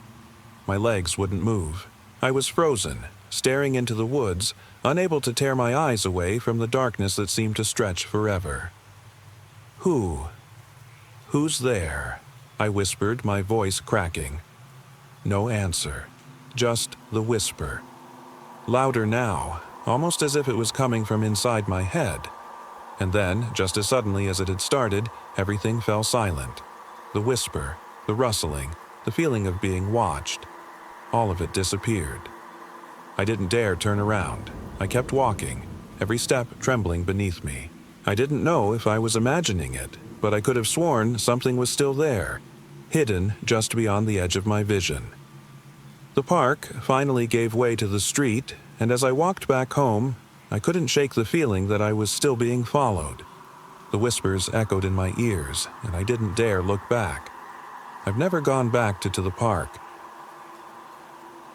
I never thought a simple trip to the library could go so wrong, but that's exactly what happened. It was a quiet Thursday evening, and I'd gone to return a book I had borrowed earlier in the week. The library was one of those old, sprawling buildings with creaky wooden floors and shelves that stretched from the floor to the ceiling. The place had always felt peaceful during the day, but at night, it transformed into something entirely different. I arrived around 8 p.m., just as the sun was starting to set. The place was empty except for the dim lights glowing faintly from the ceiling. I preferred it like that. No distractions, just the quiet rustling of pages and the creak of old furniture. I found a book I had meant to return and walked toward the front desk. As I approached, I noticed something strange. The door behind the counter, usually locked, was slightly ajar. I paused, unsure. No one had ever left that door open before. It wasn't a staff door either, more of a storage room or maintenance access. I took a step closer and pushed it open just enough to glance inside. It was empty, or so I thought. But there was a smell, something old and musty, like forgotten history. I chalked it up to the building's age and moved on, returning the book. As I walked through the aisles, I noticed how eerily quiet everything was. The sound of my footsteps echoed off the shelves, amplifying the silence. I half expected to hear the distant shuffle of someone else's steps, but there was nothing but my own. It wasn't until I came to the farthest corner of the library that things took a turn. The lights flickered, casting long shadows across the bookshelves. My skin crawled, but I told myself it was just the building settling. I'd always liked old libraries, but now something felt off. I continued down the row, heading toward the fiction section, when I saw it. A figure, just a shadow, barely distinguishable from the dim light. It stood still, as if waiting for me. I froze, heart pounding, but something told me to look away. So, I did. It wasn't until I had taken a few more steps that I heard it. Soft, deliberate footsteps echoing behind me. I spun around, expecting to see someone, but there was no one there. The aisle behind me was empty. I stood there, frozen, my eyes darting between the rows of books. The silence stretched on, heavy and oppressive. Then I heard it again, this time, closer. I could feel someone behind me, even though I couldn't see them. My chest tightened and my breath quickened. I wanted to run, but my legs wouldn't move. I was rooted to the spot, unable to look away from the space behind me. Then, A voice, low and hollow, like it was coming from somewhere beyond the shelves. "Who's there?" My stomach dropped. I didn't dare answer. The voice wasn't angry, but it wasn't human either. It was patient, waiting. I felt like something was drawing closer, closer, closer. A sudden crash from deeper inside the library made me jump. I didn't think, just ran. I sprinted toward the entrance, my mind screaming for me to get out. I didn't dare look back. The air seemed thicker as I pushed the front door open, fleeing into the cool night. I didn't stop running until I was home, and even then, I couldn't shake the feeling that something had followed me out of that library. To this day, I haven't gone back. I never believed in curses, at least not until that day at the old vineyard. It was a hot summer afternoon, the kind where the sun feels too close and everything feels quiet. My friends and I decided to visit the vineyard just outside town, a place that had always been talked about in hushed whispers. The old stories said the vineyard was abandoned after a family tragedy, that something had happened there long ago, a fire, a disappearance, or something worse. We drove up the cracked gravel road, surrounded by nothing but vines stretching endlessly into the horizon. The air felt thick, almost suffocating, but we ignored it, eager for the adventure. We parked and wandered through the rows of withered grapevines, their leaves brittle and brown, like they hadn't seen care in decades. As we made our way deeper into the vineyard, a strange sense of unease began to creep in. The silence was absolute. No birds, no rustling leaves, just the heavy, oppressive quiet of the vines pressing in around us. We eventually stumbled upon an old barn, its roof partially caved in, vines crawling up the weathered walls. We ventured inside, careful not to disturb the cobwebs hanging from the rafters. The air inside was stale, thick with dust, and the only sound was the occasional creak of the old wood beneath our feet. It was there, in that musty barn, that we found the old trunk. It was rusted shut, sitting in the corner like it had been forgotten for decades. My friend, Mark, pushed at the lid, but it wouldn't budge. "Let's leave it," I said, but something about the trunk drew us in, like a magnet. Mark grabbed a crowbar from the corner and pried open the lid. Inside, we found faded photographs, yellowed letters, and an old diary. The diary had a name written in faded ink. Elena. We flipped through the pages, reading about her life on the vineyard, her family, her dreams, and the slow, tragic unraveling of their once thriving land. Elena had written about losing everything, of strange occurrences in the vineyard, and of a curse that had followed her family for generations. "I thought this was just a legend," Mark muttered, his voice barely above a whisper. The more we read, the heavier the air seemed to become. It was like the barn itself was pushing down on us. Suddenly, a chill ran down my spine as I read something that stopped me cold. They say the vineyard takes what it wants, and what it wants is you. Before I could even process what I'd read, a sudden, sharp sound echoed through the barn, like something had snapped. We all turned, eyes wide, hearts pounding. The trunk slammed shut on its own, with a resounding crash that reverberated through the silence. Something was wrong. Something had changed. As we stepped outside, the vineyard felt different. The sun seemed to dim, and the once quiet air buzzed with a low, unnatural hum. I glanced back at the barn, but it was gone, replaced by a thick wall of vines that hadn't been there before. We ran. The vineyard stretched endlessly, but we didn't stop, feet pounding the dry dirt, hearts hammering in our chests. Every step felt like we were running through a dream. Everything around us twisted and distorted. That's when we heard it. Whispers. Voices on the wind, calling to us. Soft at first, then louder and more insistent. They weren't human voices. They were cold, hollow, and filled with a dark hunger. We didn't stop, even when the vines began to close in around us. We could feel something. Watching. Waiting. As if the land itself was alive. Breathing and yearning. When we finally broke free from the vineyard, the town was nowhere to be seen. The road that had brought us there had vanished. We wandered aimlessly, lost and terrified, the echoes of those whispers still lingering in our ears. To this day, we've never spoken of what happened that afternoon. The vineyard isn't talked about anymore, and the old town avoids it entirely. But I know one thing. There's something out there, something waiting, buried deep in the vines, and I'm not sure it's ever truly gone. It was an ordinary day, or so I thought. My family had decided to spend the weekend at a nearby lake, a place we used to visit years ago when I was a child. I remember the crisp air, the sound of the water gently lapping at the shore, and the quiet seclusion. It was the perfect escape from the chaos of everyday life. We arrived in the late afternoon, the sun sinking low in the sky.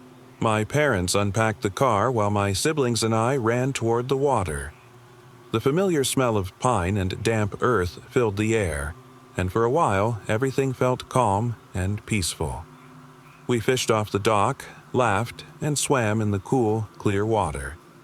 As the sun began to set, we decided to set up camp near the lake.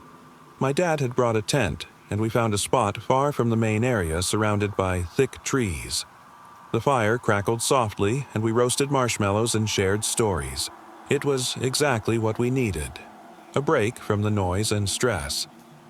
Around midnight, my parents decided it was time to turn in. I stayed by the fire, wanting to soak in the stillness of the night for just a little longer. The firelight flickered against the trees, casting long shadows. The only sounds were the gentle lapping of the water and the occasional rustle of leaves. I must have dozed off, because the next thing I knew, I was awake and shivering. The fire had burned down to glowing embers, leaving only faint traces of warmth. The forest around me was silent, but there was something off. I sat up, stretching my arms. The air felt colder than before, and there was a strange stillness, like the whole world had stopped breathing.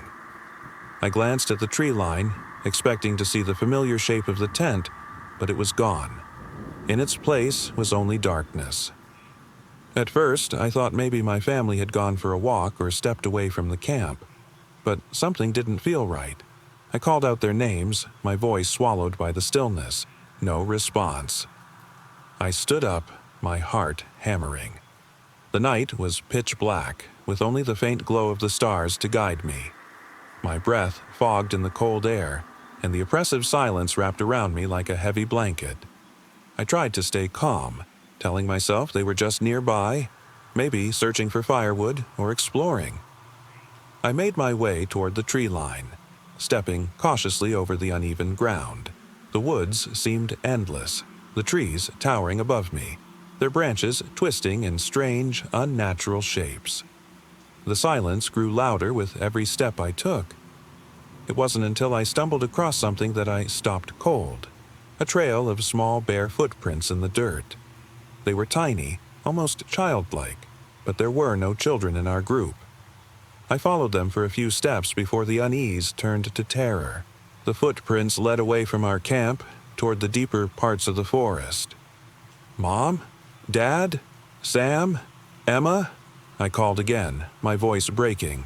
My knees felt weak as I followed the trail, the strange prints leading me further into the trees. The silence was deafening, and every creak of the branches overhead seemed like it was drawing closer. Finally, I stumbled upon something, a faint light, not from the stars or the moon, but from a source deeper in the woods. It flickered like a distant candle. My stomach sank as I moved closer, my pulse quickening. What I found made my skin crawl. A clearing opened up ahead, and there, in the middle of it, was a figure standing perfectly still. It was cloaked in shadows, its features obscured by the darkness, but I could feel its presence, like something ancient and otherworldly. I froze, unable to look away. The figure didn't move, didn't react, but I could feel its gaze upon me. I wanted to turn and run, but my legs wouldn't cooperate. Suddenly, the figure tilted its head as if examining me. A sharp, dry crack echoed through the forest as it took a slow step forward. I could hear my breath, shallow and ragged, as I watched in silent horror. Then, just as quickly as it appeared, the figure was gone. The light flickered once more and vanished into the darkness. Tears blurred my vision as I turned and ran. The forest seemed endless, but I didn't care. All I wanted was to get back to the camp, back to some sense of safety. I didn't stop until I could see the faint glow of the remaining embers from the fire. When I got there, I found my family. They were unharmed, asleep in the tent as if nothing had happened. They had no memory of waking up in the middle of the night, no memory of wandering into the woods, as if time had folded and they hadn't been touched by whatever had stalked me. To this day, I don't know what I saw, what followed me through those woods. All I know is that I haven't returned to that place. The memories still haunt me, and every time I hear the sound of silence, I'm reminded of that night, when something far beyond explanation walked in the shadows. It was a warm summer evening when my friends and I decided to take a trip to a nearby lake. The lake was small, tucked away between rolling hills and dense forests. It wasn't particularly popular, more of a hidden gem that locals like to keep quiet. We had heard stories of how peaceful it was, a perfect spot to relax under the stars. I thought it would be a calm escape from the noise of everyday life, something we all needed. The drive there was quiet, the road winding through thick woods, the sun dipping low on the horizon. When we finally arrived, the lake stretched out before us, reflecting the orange glow of the setting sun. We set up a few blankets and chairs, unpacked a picnic, and watched as the last rays of light faded into the trees. For a while, everything felt idyllic. The air was cool, the breeze gentle. We ate, talked, and joked about the usual things: work, relationships, and what we'd be doing the rest of the summer. The only sounds were the rustling leaves and the occasional splash of water. As night began to fall, we could see the first stars starting to peek through the darkening sky. The only light was from our small battery-powered lantern. It cast long shadows across the shore. We decided to take a walk along the lakeside, following a narrow, worn trail that led into the woods. The path curved gently, the trees towering over us, their leaves whispering softly in the breeze. It was peaceful, serene. I told myself how lucky we were to have found this quiet escape, away from the chaos of the world. That's when things began to shift. We had been walking for maybe 20 minutes when we noticed something odd. The sounds of nature seemed off. No chirping insects, no rustling leaves. It was too quiet. Even the gentle lapping of the water against the shore had stopped. Maybe we went too far, one of my friends said, glancing nervously around at the darkening forest. I shook my head, trying to brush it off. It's probably just the woods settling. Happens sometimes. We kept walking, but my gut told me something wasn't right. The trees seemed closer now, more oppressive, their shadows stretching longer. The path itself had started to feel more narrow, as if the forest was closing in around us. Then came the first sound, low, distant, but unmistakable. A faint, unsettling whimper. I stopped in my tracks, listening. My friends turned to me, their faces pale. "Did you hear that?" one of them whispered. I nodded, though my throat had gone dry. The sound came again, clearer this time. A soft, mournful cry like someone was in pain. It echoed through the woods, bouncing off the trees and vanishing into the darkness. I'd never heard anything like it before. "We should go back," one of them said. Their voice was trembling, but before we could turn around, we heard it again. This time, much closer. It was like the cry was following us. My pulse quickened. I felt trapped, unable to shake the feeling that whatever was making that noise wasn't human. "Guys, we're too far in," someone said. "We need to get back, now." But as we hurried to turn around, something caught my eye. A figure standing just beyond the edge of the trees. It wasn't human, at least not entirely. Its shape was twisted, distorted, and it seemed to blend with the shadows around it. I couldn't make out its face, just the faint glimmer of pale, empty eyes. I froze. My friends stopped too, noticing the same thing. None of us could speak, our breath catching in our throats as the figure took a step forward. It wasn't moving like a person. It was slow, deliberate, as though each step was agonizingly unnatural. The cry came again, louder, as if the figure were trying to communicate. Though what it wanted, I couldn't fathom. "Run," I whispered, and my voice cracked. Without hesitation, we turned and sprinted back toward the lake, the sound of our pounding footsteps echoing in the stillness. We didn't look back. When we finally reached the shore, we collapsed onto the blankets, gasping for air. The lake was still there, dark and calm under the moonlight, but the figure, whatever it was gone. None of us spoke for a long time. We packed up our things in silence, our minds racing. Whatever had been out there wasn't something we could explain, and part of me is still afraid it might still be watching. We haven't gone back to that lake.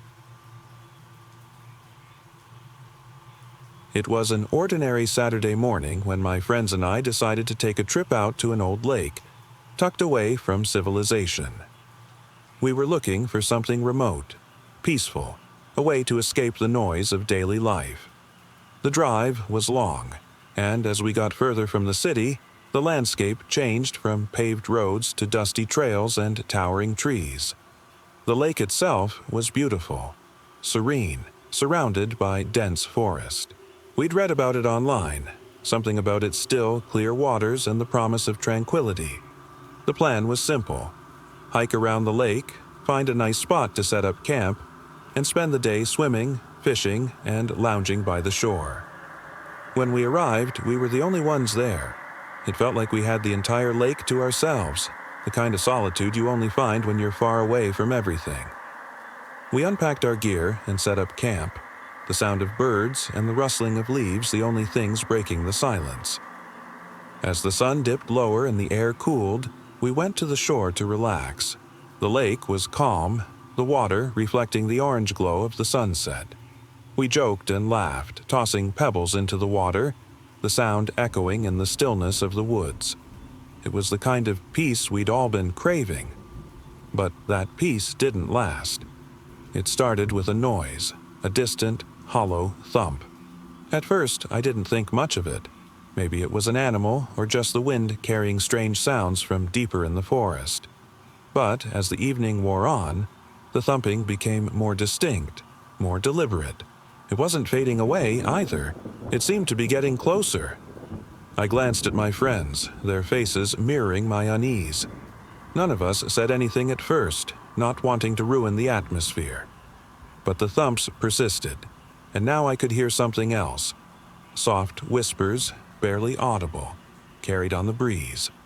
The hairs on the back of my neck stood up. One of my friends, Sam, broke the silence. "Did you guys hear that?" We all nodded, uneasy. The sound was closer now. Too close. It wasn't just in the distance anymore. It was almost as if whatever was making those sounds was right there, just out of sight. We tried to convince ourselves it was probably an animal, maybe a deer or some other forest creature. But whatever it wasn't leaving. The thumping was steady, relentless, and the whispers felt like they were growing louder. "Let's go check it out," Sam suggested, his voice trembling slightly. None of us were particularly eager, but curiosity outweighed our fear. We gathered our flashlights and followed the sound deeper into the woods. The trees became denser, the air cooler, and the silence seemed to press in on us. The whispers were unmistakable now, low and guttural, spoken in a language I couldn't recognize. It was almost like they were speaking directly into my head, as if they knew I could hear them. Suddenly, the thumping stopped. The forest became eerily still again, and for a moment I thought we'd lost whatever had been making the noise. But then, just as I was about to speak, I heard it, the sound of footsteps. Not ours. These steps were slow, deliberate, and there were far too many of them. We stopped in our tracks, shining our flashlights into the trees. but there was nothing. No one there. Yet the footsteps continued, growing louder, as though they were circling us, closing in. Then, out of the corner of my flashlight beam, I saw them. Shadows, dozens of them, moving through the trees. They weren't human, not exactly. More like distorted shapes, figures with no faces, no features, just black voids where they should have been. They didn't run. They glided through the forest with an unnatural, fluid grace. We couldn't speak. We couldn't move. The shadows drew closer, closing the space between us. I could feel their presence, their gaze upon us, even though there was nothing to see. It was as if they were pulling us in, whispering promises of silence and darkness. The forest seemed to breathe, the trees swaying gently as if they too were part of whatever was watching us. I felt as though I was being drawn towards something beyond comprehension. Then, as suddenly as they appeared, the shadows vanished, leaving only silence. We stood there, frozen in place, the echoes of their whispers still ringing in my ears. It wasn't until we realized that the lake, once visible through the trees, was no longer in sight. We had wandered too far into the woods, far from where we had set up camp. Panic set in as we realized we were lost, but deep down, I knew whatever had followed us would never leave, at least not entirely. It was a quiet evening, and I decided to take a walk through the old cemetery. The thought of it used to make me uneasy, but over the years, I'd grown used to its stillness. It was nestled at the edge of town, surrounded by trees that loomed over the grave markers like silent sentinels. I used to come here whenever I wanted solitude, away from the noise of daily life. That night, something felt off. Even though I'd walked these grounds countless times, the air felt heavier, thicker. The sky was overcast, casting everything in a dim gray light. I didn't see another soul around, which wasn't unusual. The place had long since fallen into disuse. The graves seemed older than I remembered, some barely legible, the inscriptions worn away by time. As I wandered through the rows, something caught my attention. Faint whispers, too quiet to make out but insistent. I strained my ears, expecting to hear nothing but silence. Yet the whispers grew louder. Not words, just hushed murmurs as if someone was close, though I couldn't see anyone. I tried to shake it off, thinking maybe the wind was playing tricks on me. But the hairs on my neck stood up. The cemetery had always been quiet, peaceful, but tonight it felt like I wasn't alone. Then I saw him, or rather, it. At first, it was just a figure in the distance, blending with the shadows. A man, or at least I thought it was a man. He stood at the edge of a broken gravestone, motionless, watching me with eyes I couldn't see but felt. My heart pounded. I wanted to turn and run, but my legs wouldn't move. The figure stepped closer, and as it did, I could make out more of its features, or rather, the lack of them. There was no face, just a void where the eyes should have been, empty and black. It wasn't human, not anymore. My breath hitched, and I realized I couldn't look away. The whispers were louder now, surrounding me, growing more insistent. The figure raised its hand, reaching toward me, and I felt something inside me snap. I turned and ran as fast as I could, my heart hammering in my chest. The graves blurred past me, the whispering growing louder, more urgent. I didn't dare look back, but I could feel its presence closing in. I didn't stop until I reached the edge of the woods, my legs giving out beneath me.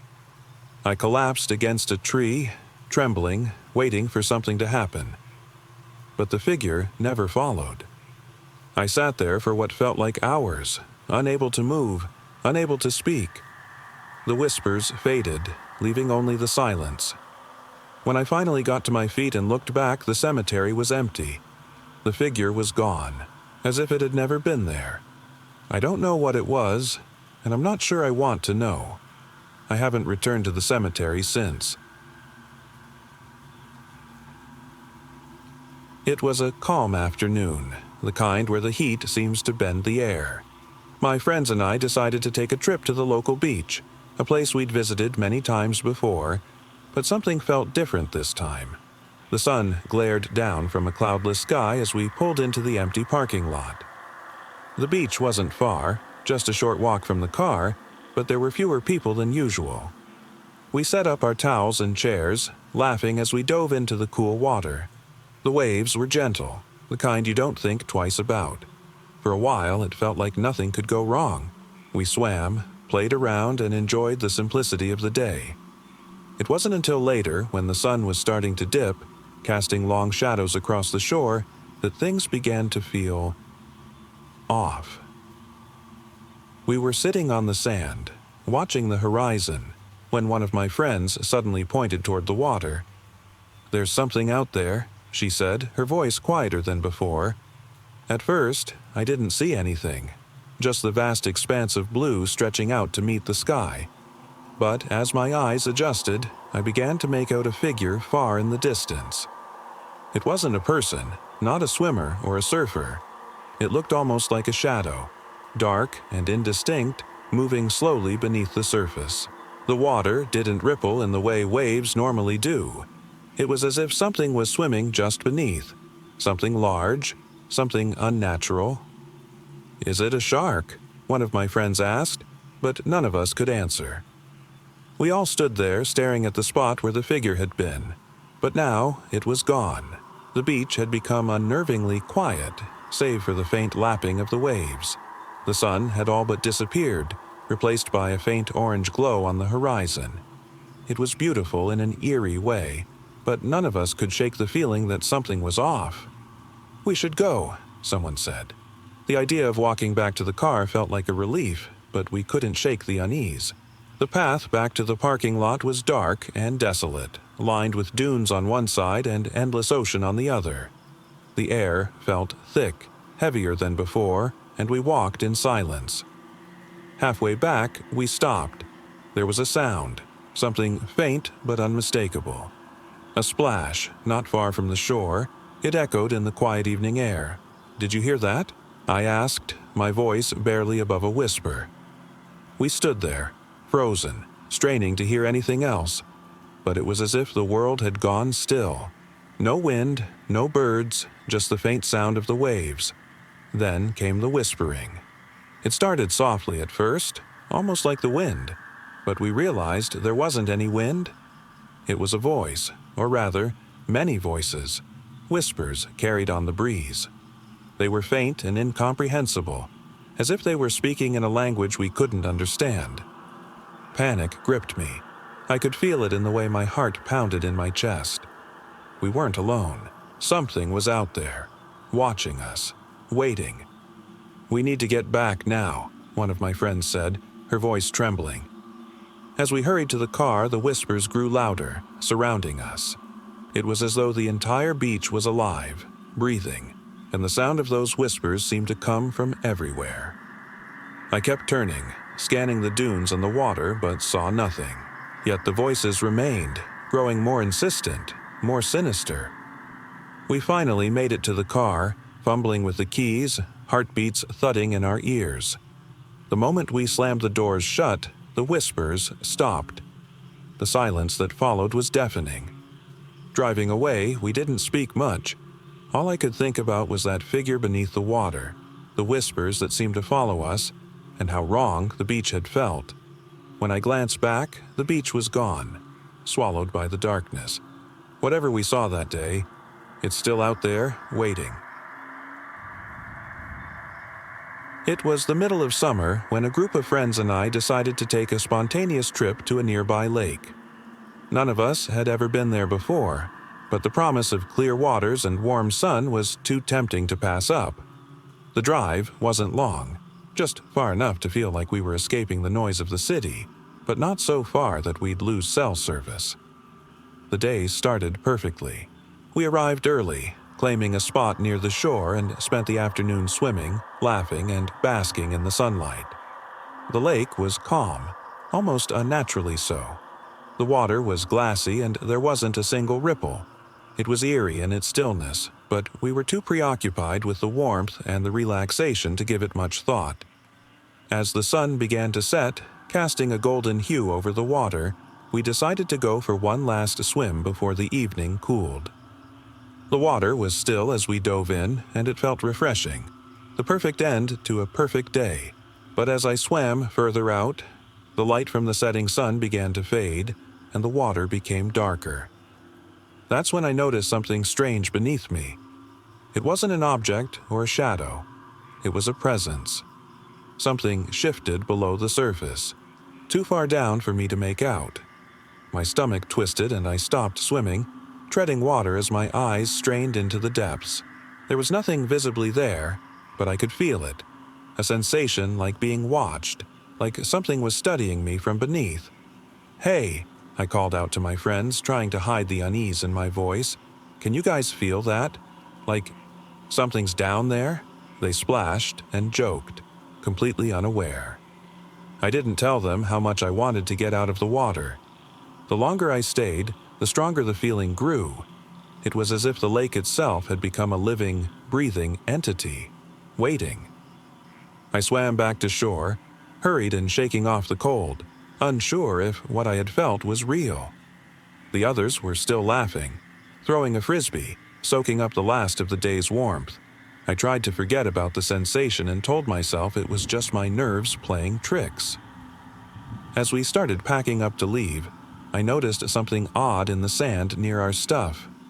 Tracks. Not footprints, though. Drag marks, deep and deliberate, leading from the water toward the woods. My heart stopped as I followed them with my eyes. They disappeared into the trees, where there was nothing but silence. I didn't say anything to my friends. I couldn't bring myself to. As we drove away, I kept looking back at the lake, the sun now fully set, casting a dark, brooding reflection. That night, I couldn't sleep. The feeling of being watched didn't leave me. I kept wondering, what was in that water? And whatever it was it still down there, waiting for us to return? I'll never forget the night it happened. It wasn't the kind of place where you'd expect anything strange, just an ordinary apartment complex on the outskirts of town. My roommate, Anna, and I had lived there for about a year, always keeping to ourselves, never believing in anything supernatural. That night, I stayed up late scrolling through my phone while Anna had already gone to bed. The building was quiet, except for the faint sound of creaking floors as people moved around in neighboring apartments. I didn't think much of it until I heard something coming from inside my closet. At first, I assumed it was just the usual settling of the building, old pipes, settling walls, creaking floorboards. But the sound didn't stop. It was slow, deliberate, like someone shifting inside the closet, dragging something along the floor. I set my phone down and sat up, listening. The sound was coming from the back of the closet, from deep within.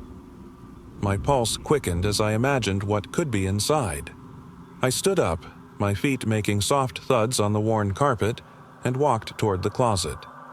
The door creaked open as I pulled it back. I didn't know what I expected, but it wasn't what I saw. Nothing but old clothes and random boxes stacked in the corner. I sighed, relieved but still uneasy, and pulled the closet door shut again.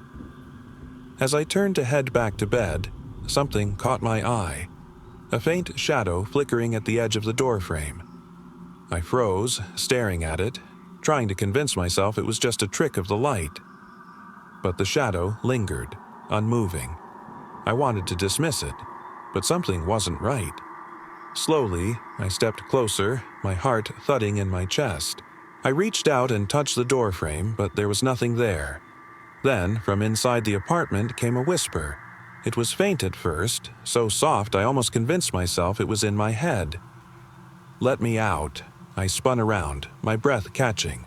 The whisper had come from the direction of the closet, but there was no one there. My hands trembled as I forced myself to look back at the closet door.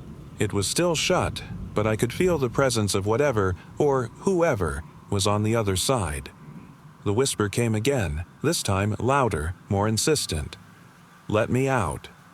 I wanted to scream, but no sound came. My legs moved involuntarily toward the closet. I wasn't in control anymore, as if something had taken over my body. I stood there, staring at the door, trying to process what I was hearing. Then, with a burst of courage I didn't know I had, I threw open the closet door.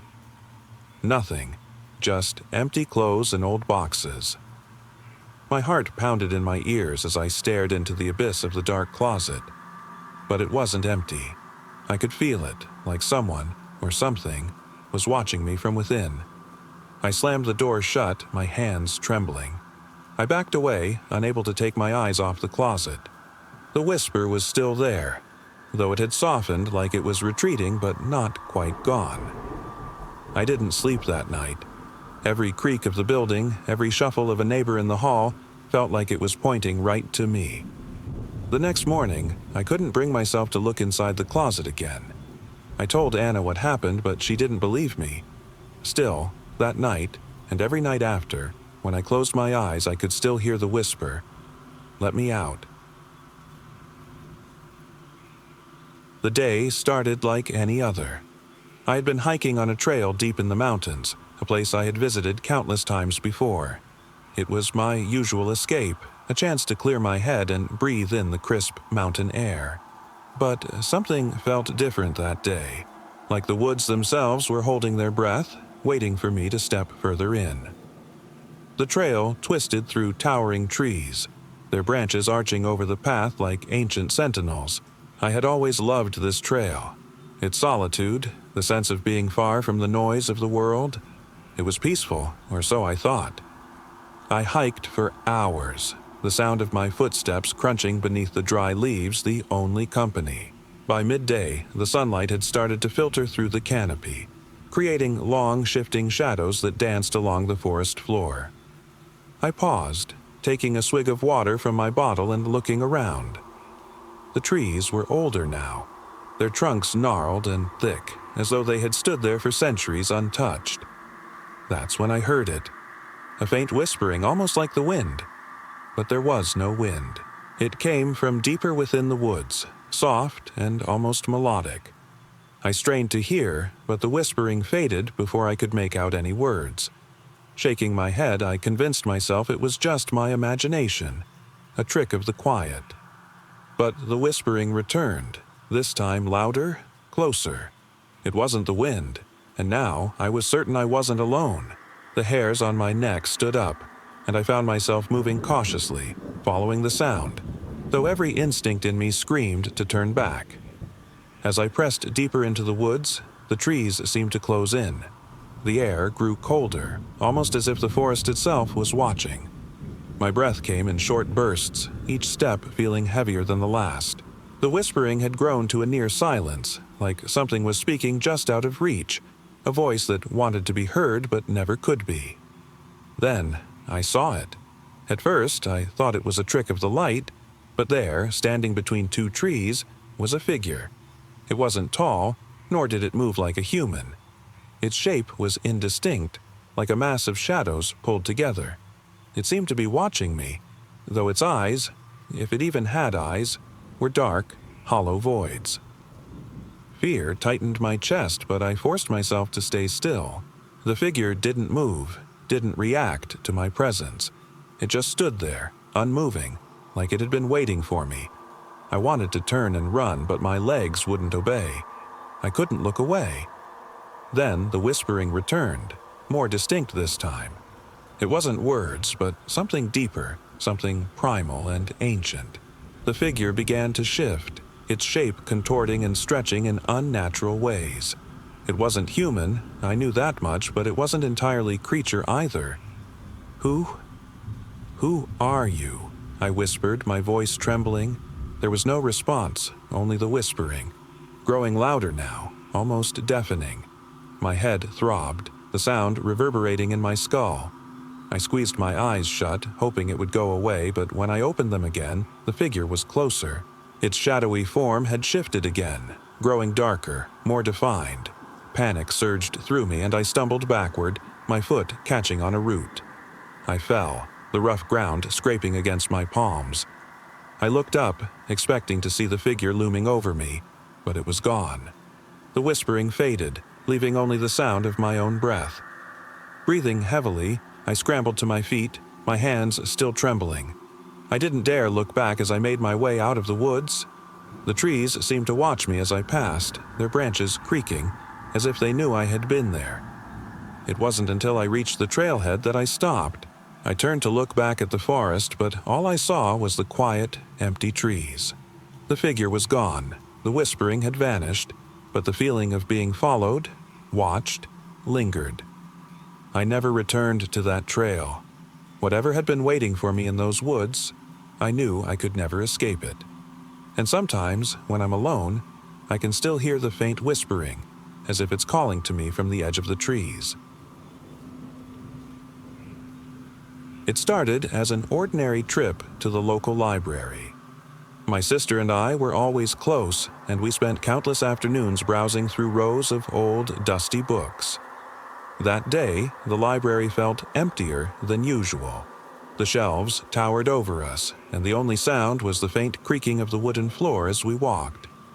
We had made our way to the back of the library, past the quiet study rooms and the dimly lit reading areas. The air smelled like old paper and dust. As we wandered further into the maze of bookshelves, I noticed how still everything was. No whispers, no children running, just silence. Even my sister seemed more subdued than usual. "I'll meet you over there," she said, gesturing toward a section I wasn't particularly interested in. I watched her disappear behind a row of shelves, lost in a world of her own. I kept browsing, pulling a book off the shelf and flipping through the pages. Something about the stillness was unsettling. The library wasn't big, but today it felt like a labyrinth, and I couldn't shake the feeling that we were the only ones there.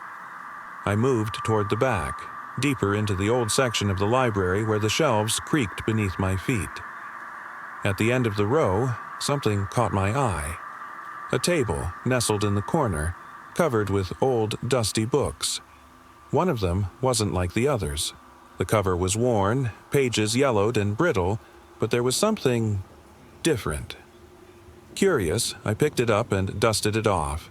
The title was barely legible, faded with time. Whispers from the Void. My stomach sank. I opened the book, but the pages were blank, completely blank. A wave of unease washed over me, but I couldn't bring myself to put it down. As I flipped through the pages, a whisper escaped from the shadows behind me. I froze. The sound was faint. Just a whisper, but it wasn't from anyone I could see.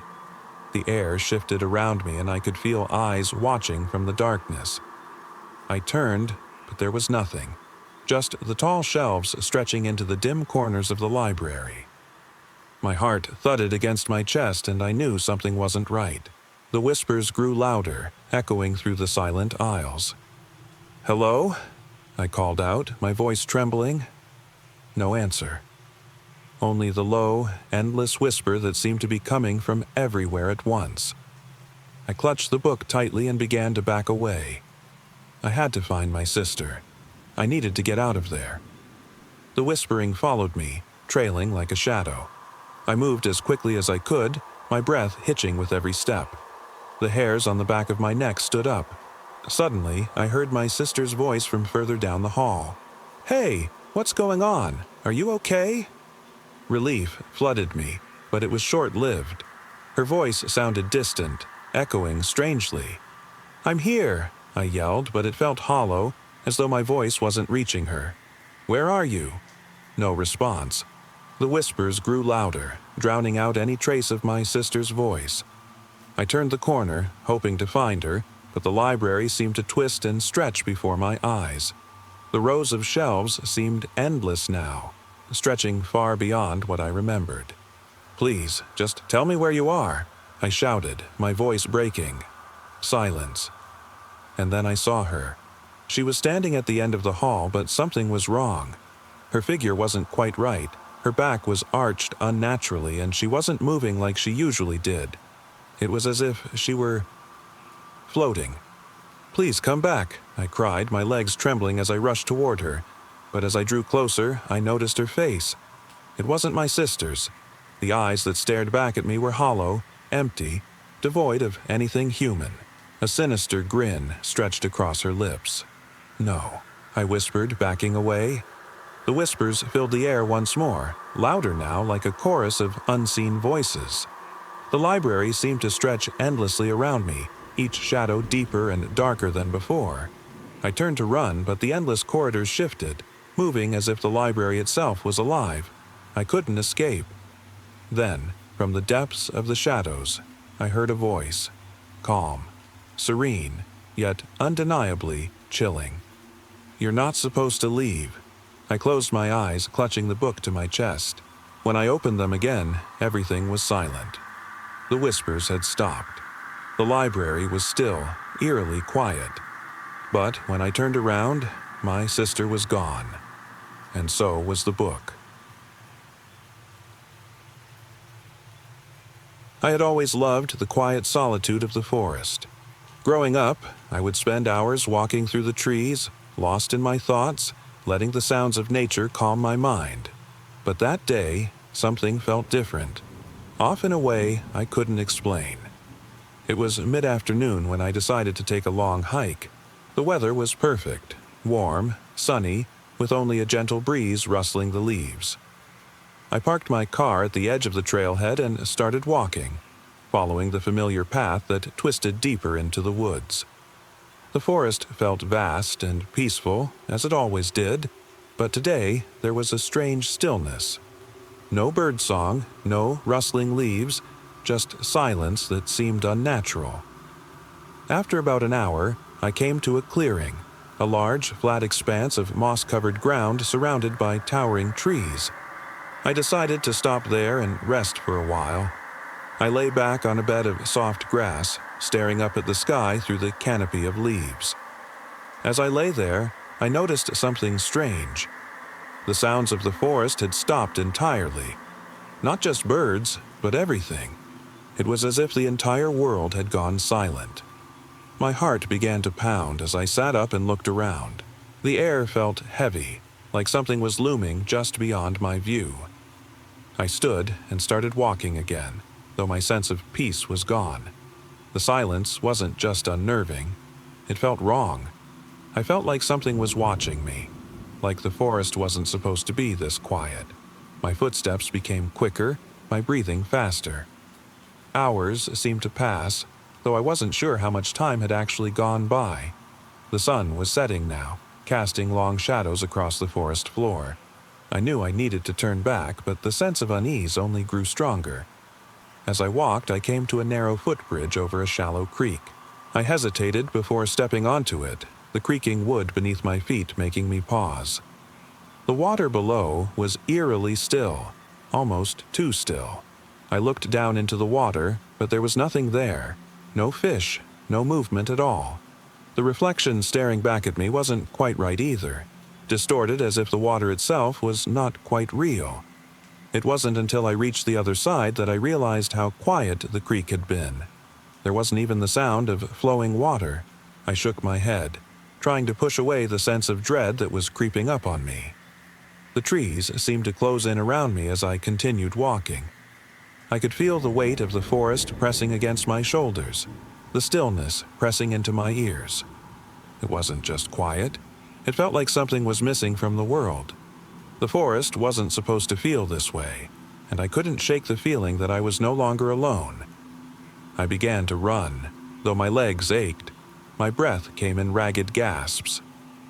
The forest around me seemed to blur, the shadows twisting and shifting unnaturally. I wasn't sure if it was my fear playing tricks on me or if something was actually happening. And then, just as the sun dipped below the horizon, I heard it. A soft, raspy whisper, closer than I expected.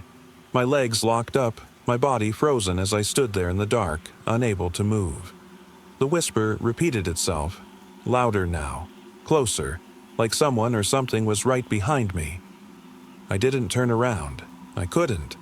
My mind screamed for me to run, but my body refused to obey. The whisper stopped, but the silence that followed was even more deafening. I felt a chill run down my spine, as if the very air had grown colder. I could hear footsteps now, slow, deliberate, just behind me. I didn't dare look back. Every instinct screamed at me to move, but I stood there, trembling. It wasn't until the whisper returned, right next to my ear, that I broke free from the paralysis. I bolted down the trail, my legs moving as fast as they could carry me. The trees blurred past in a chaotic rush, my breath ragged, lungs burning. I didn't stop until I broke through the tree line and saw my car in the distance. I fumbled with my keys, my hands shaking, but I didn't look back. I didn't stop running until I was safely inside, the engine roaring to life beneath me. As I drove away from the forest, I realized that I didn't know what had followed me, or why, but something had, and it still felt like it was out there, somewhere in the woods, waiting. It was a quiet, ordinary Friday night. I worked at a small local museum, one of those places with dim lighting and long hallways filled with ancient artifacts. The building had a certain charm to it, but by night it felt hollow, lifeless, like the stories of the past were fading into silence. My shift was from midnight to 8 a.m., and most nights were uneventful, just me and the quiet hum of security cameras. That night, everything was routine as usual. I walked through the galleries, checking the displays, making sure everything was locked up tight. The only sounds were the creak of my footsteps and the faint echo of the security system beeping softly. Around 2 a.m., I was in the main hall near the old exhibit on ancient civilizations. The air felt heavy, like it had been pulled from somewhere deep beneath the earth. The lights flickered once, briefly, and then returned to their usual dull glow. I shrugged it off, assuming it was the building settling. I glanced at the case with the ancient pottery, its intricate designs worn from years of dust and time. That's when I noticed something strange. One of the display cases was cracked open, my stomach twisted. These cases were made to be impossible to open without the alarm system triggering. The glass wasn't shattered, it was simply opened, carefully. I approached, my breath quickening. The artifact inside, the ancient stone mask, was gone. In its place was nothing but empty air. I called security immediately, my voice shaky. The line crackled, but no one answered. I wandered through the museum, heart pounding as I checked each exhibit. One by one, I realized others had been tampered with. A display of ancient scrolls was wide open, the texts scattered on the floor. A case housing old coins was now empty. The more I walked, the more I noticed. Every artifact was either disturbed or missing. Panic set in. What was happening? Someone had broken in, but there were no signs of forced entry, no evidence of where they'd gone. I turned a corner and froze. The security camera feed on the wall was glitching, the screen flickering wildly. I stared at the screen, my breath catching. The camera wasn't showing the empty hallways it should have been. Instead, I could see something else. In the grainy, distorted feed, I saw figures, tall, shadowy figures walking through the museum. They moved silently like they were gliding rather than walking. Their faces were obscured, but I knew instinctively they were not human. One of them stopped in front of the empty display case where the ancient mask had been. The figure tilted its head as if inspecting the empty space. Then it turned slowly, as though it could feel my gaze, and began walking toward the camera. The screen went black. I stumbled backward, my heart racing. I didn't know what to do. There was no one to call, no one who could help me. I could feel them in the museum, moving through the darkened halls like ghosts. As I stood frozen, trying to comprehend what I had just witnessed, I noticed something else. The air was colder now, colder than it had any right to be, considering the time of year. The faint sound of whispers filled the stillness, voices murmuring in languages I couldn't understand. I wanted to run, but every instinct told me that running wouldn't help. They were already here. I kept walking, trying to find an escape, but everywhere I went, the shadows followed. I realized, too late, that the missing artifacts weren't random. They were gone. stolen by the figures that had emerged from some forgotten part of the museum. Then I heard a voice. It wasn't from the shadows or from the air. It was behind me, right beside me. Return what was taken. I turned around, but there was nothing there. No one. No sound, except for the whispers, still echoing from the darkness. I didn't know if I was losing my mind, but I knew I couldn't stay. I rushed out of the museum, sprinting into the night, my breath visible in the cold air. The police came later, of course. They found no signs of forced entry, no evidence of anyone breaking in. The artifacts were never recovered, and the museum remained silent. They assumed someone had broken in and escaped, but I knew the truth. Whatever those things were, whatever had taken the artifacts, they were still there, waiting. I've never gone back to that museum, and I never will. I've always been a creature of habit. Every Friday night, I'd grab my camera and head to the old train tracks that cut through the woods. It wasn't a destination anyone talked about. It was just a place, quiet and desolate, where I could sit and lose myself in the sounds of the passing trains. That night was no different. I parked my car at the edge of the tracks and made my way through the dense underbrush. The woods stretched on forever, the trees towering above, blocking out any sign of the outside world. I loved the solitude, the way everything seemed to pause out here. No phone signal, no noise, no interruptions, just me and the sound of the tracks stretching into the distance. I set my tripod up, adjusting the camera to capture the faint glow of the distant train lights. As I waited, I realized how dark it had become. The forest had swallowed all light, leaving only the cold glow of the moon casting shadows over the tracks. A slight breeze rustled the leaves, and the distant hum of a train echoed faintly in the distance. That's when I saw it. At first, it was just a flicker of movement at the edge of the trees, a shape, slender and dark, blending into the shadows. I thought maybe it was an animal, but there was something unnatural about the way it moved. Smooth, almost fluid, yet completely wrong. I stared, my breath catching in my throat. Whatever it wasn't natural. The figure stepped closer, moving with that same eerie grace, never making a sound. I froze, my finger hovering over the camera. My heart pounded, every nerve on edge. I told myself it was just a trick of the light, but deep down, I knew better.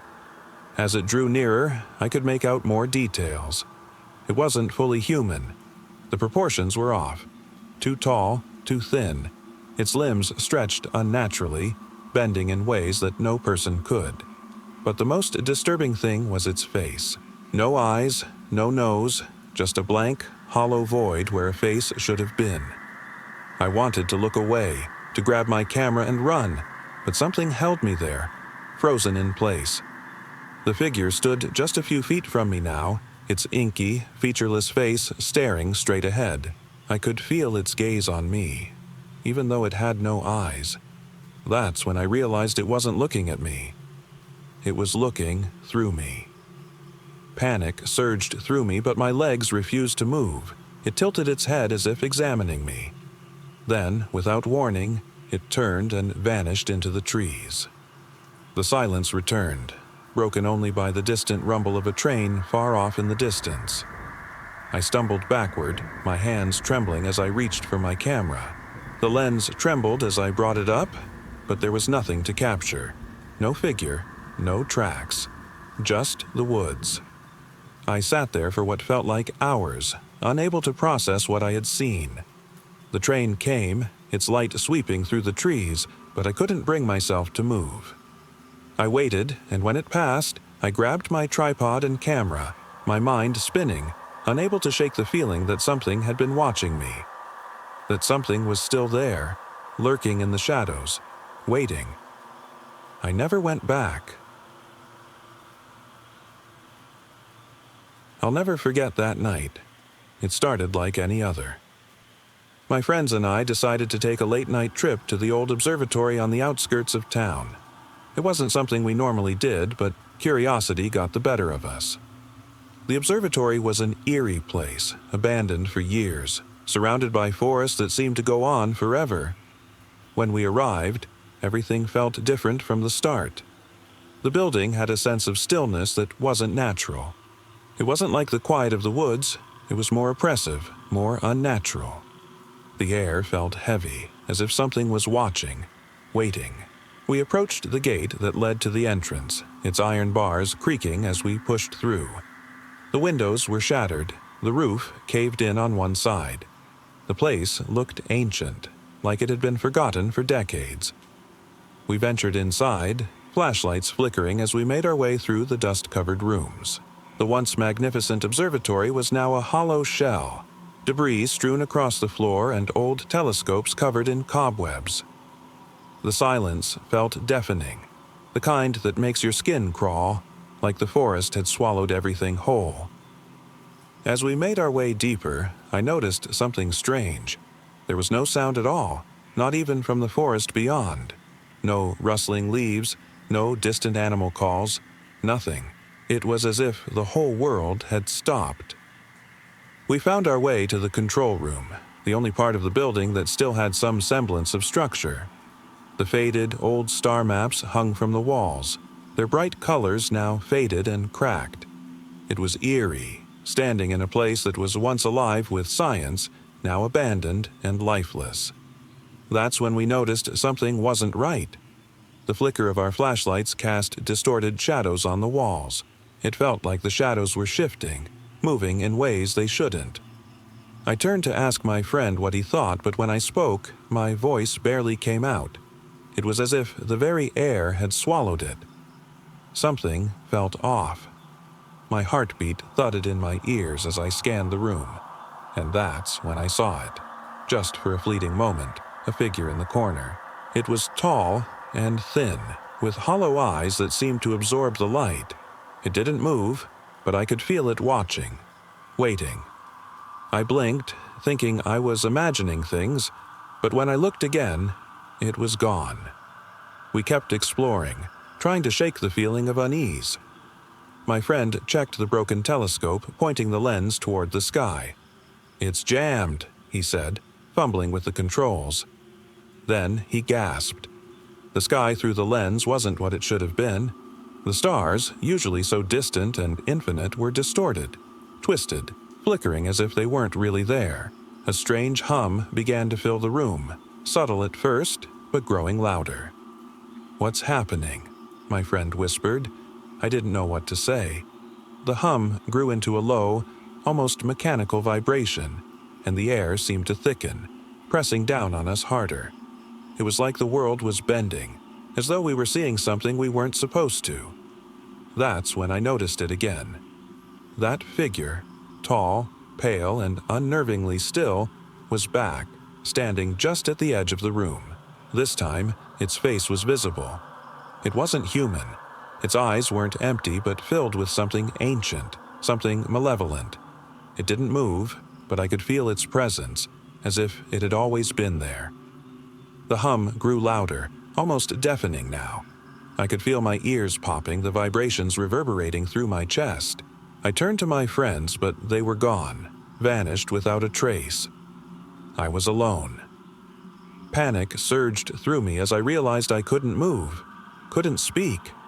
The figure was closer now, standing right in front of me, its eyes boring into mine. And then, just as quickly as everything had started, the hum stopped. The world went silent again. I blinked, shaking, and found myself back in the control room. My friends were there, looking at me, their faces pale. They were talking, asking if I was okay, but I couldn't hear a word. It was as if the silence had returned with a vengeance. We left the observatory in silence, no one speaking of what we had seen.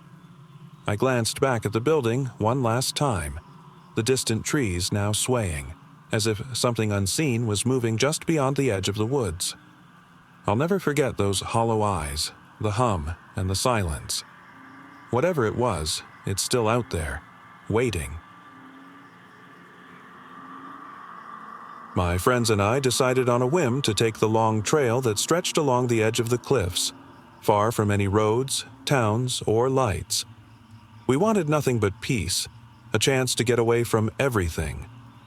We parked at the base of the trail, unloaded our backpacks, and began the slow ascent. The air was clear, and the sound of crickets filled the silence. It was peaceful. That was the only word for it. Peaceful. At first, we hiked for what felt like hours, the trail winding through thick patches of trees that would occasionally break into clearings with breathtaking views of the valley below. It was beautiful, like stepping into another world. At some point, we decided to stop for a break near the edge of the cliffs. The drop below wasn't something to mess with, but we sat there, taking in the view, enjoying the stillness. That's when things started to feel off. We noticed a faint noise, like someone dragging something heavy. It wasn't loud, but it was persistent. At first, we figured it was just the wind shifting rocks or something. No big deal. But then, the sound grew closer. I got up, walking a few steps toward the edge of the trail, and strained my ears, trying to pinpoint it. That's when I saw it. At first, I thought it was my imagination, but then I blinked, and there it was again. A figure. At the edge of the cliff, maybe 50 feet below us, just standing there. No flashlight, no movement, just still, like a shadow cast by the rocks. I could barely make out the details, but something about it felt wrong, unnatural. I called my friends over, but when they looked, there was nothing there. I didn't know what to say. My heart was racing as I tried to convince myself it was just some hiker far off in the distance.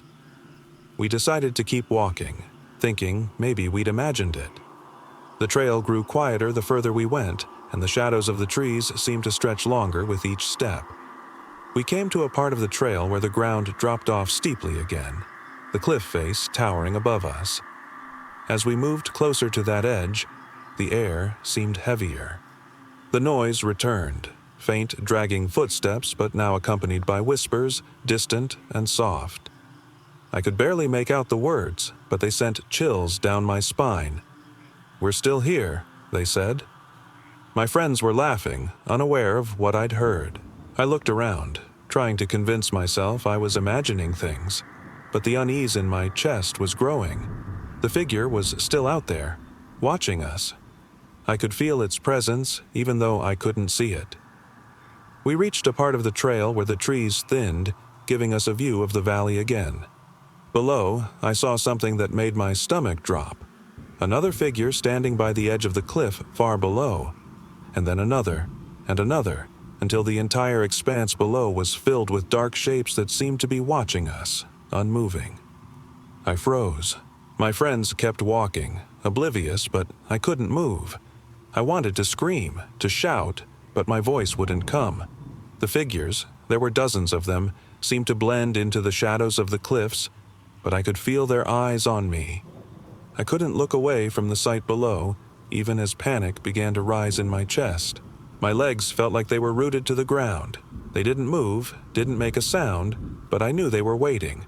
I turned around and yelled at my friends to stop, but they couldn't hear me. I could barely hear myself.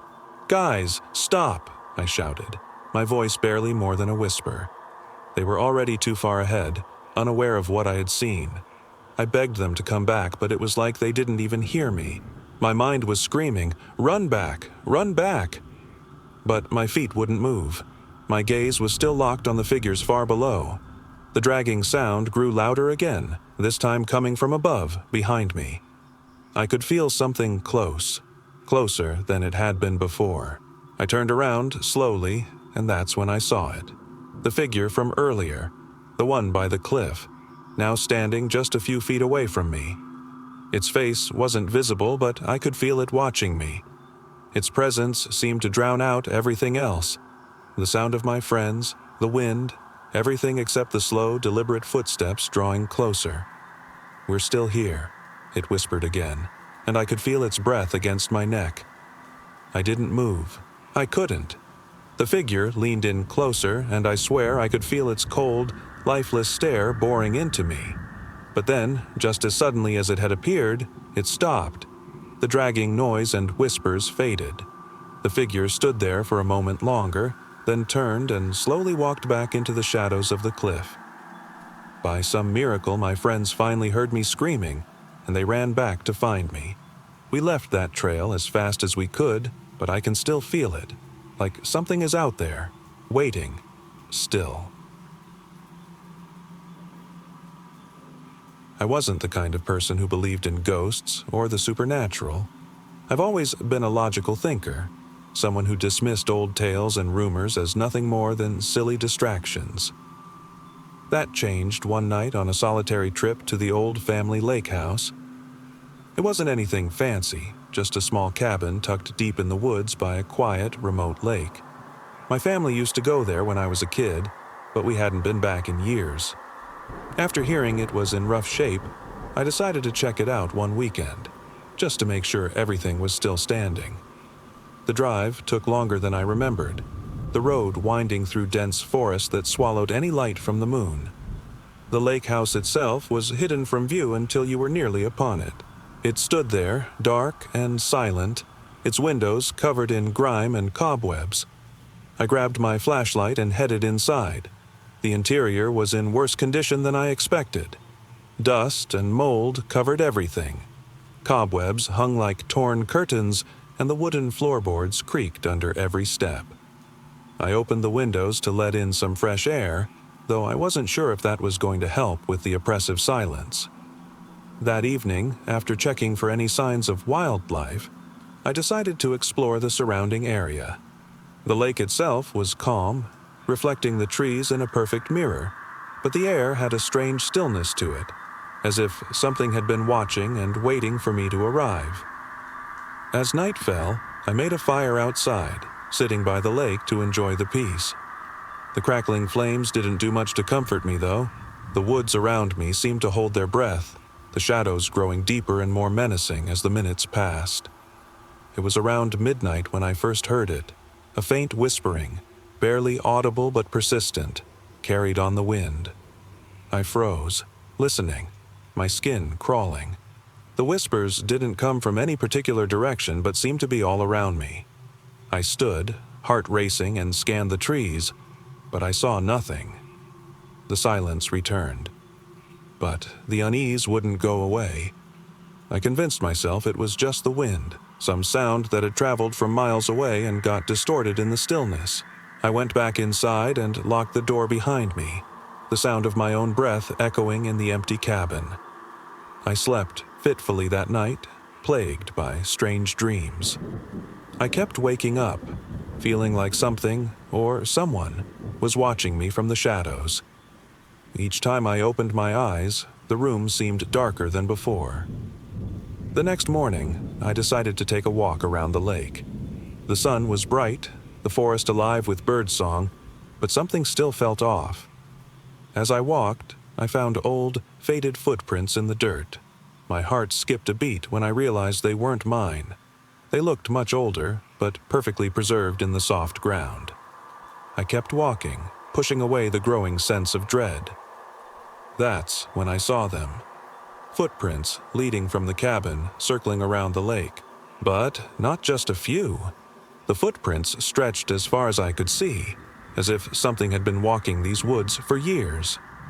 I turned back towards the cabin, but before I could make it, I saw something by the water's edge. A figure stood there, just beyond the trees, its form indistinct, its face obscured by shadows. I froze, unable to move as I stared at it. It wasn't human. Not really. The figure's shape was wrong, its posture unnatural, like something trying to mimic a person but failing. Panic set in as I realized it was watching me, tilting its head as if studying me. I wanted to run, but my legs wouldn't move. The whispering started again, louder this time, more insistent. It wasn't coming from the wind. It was coming from inside my head. Leave, leave, leave. The whisper repeated itself, growing louder, closer, until I couldn't tell if it was real or in my head.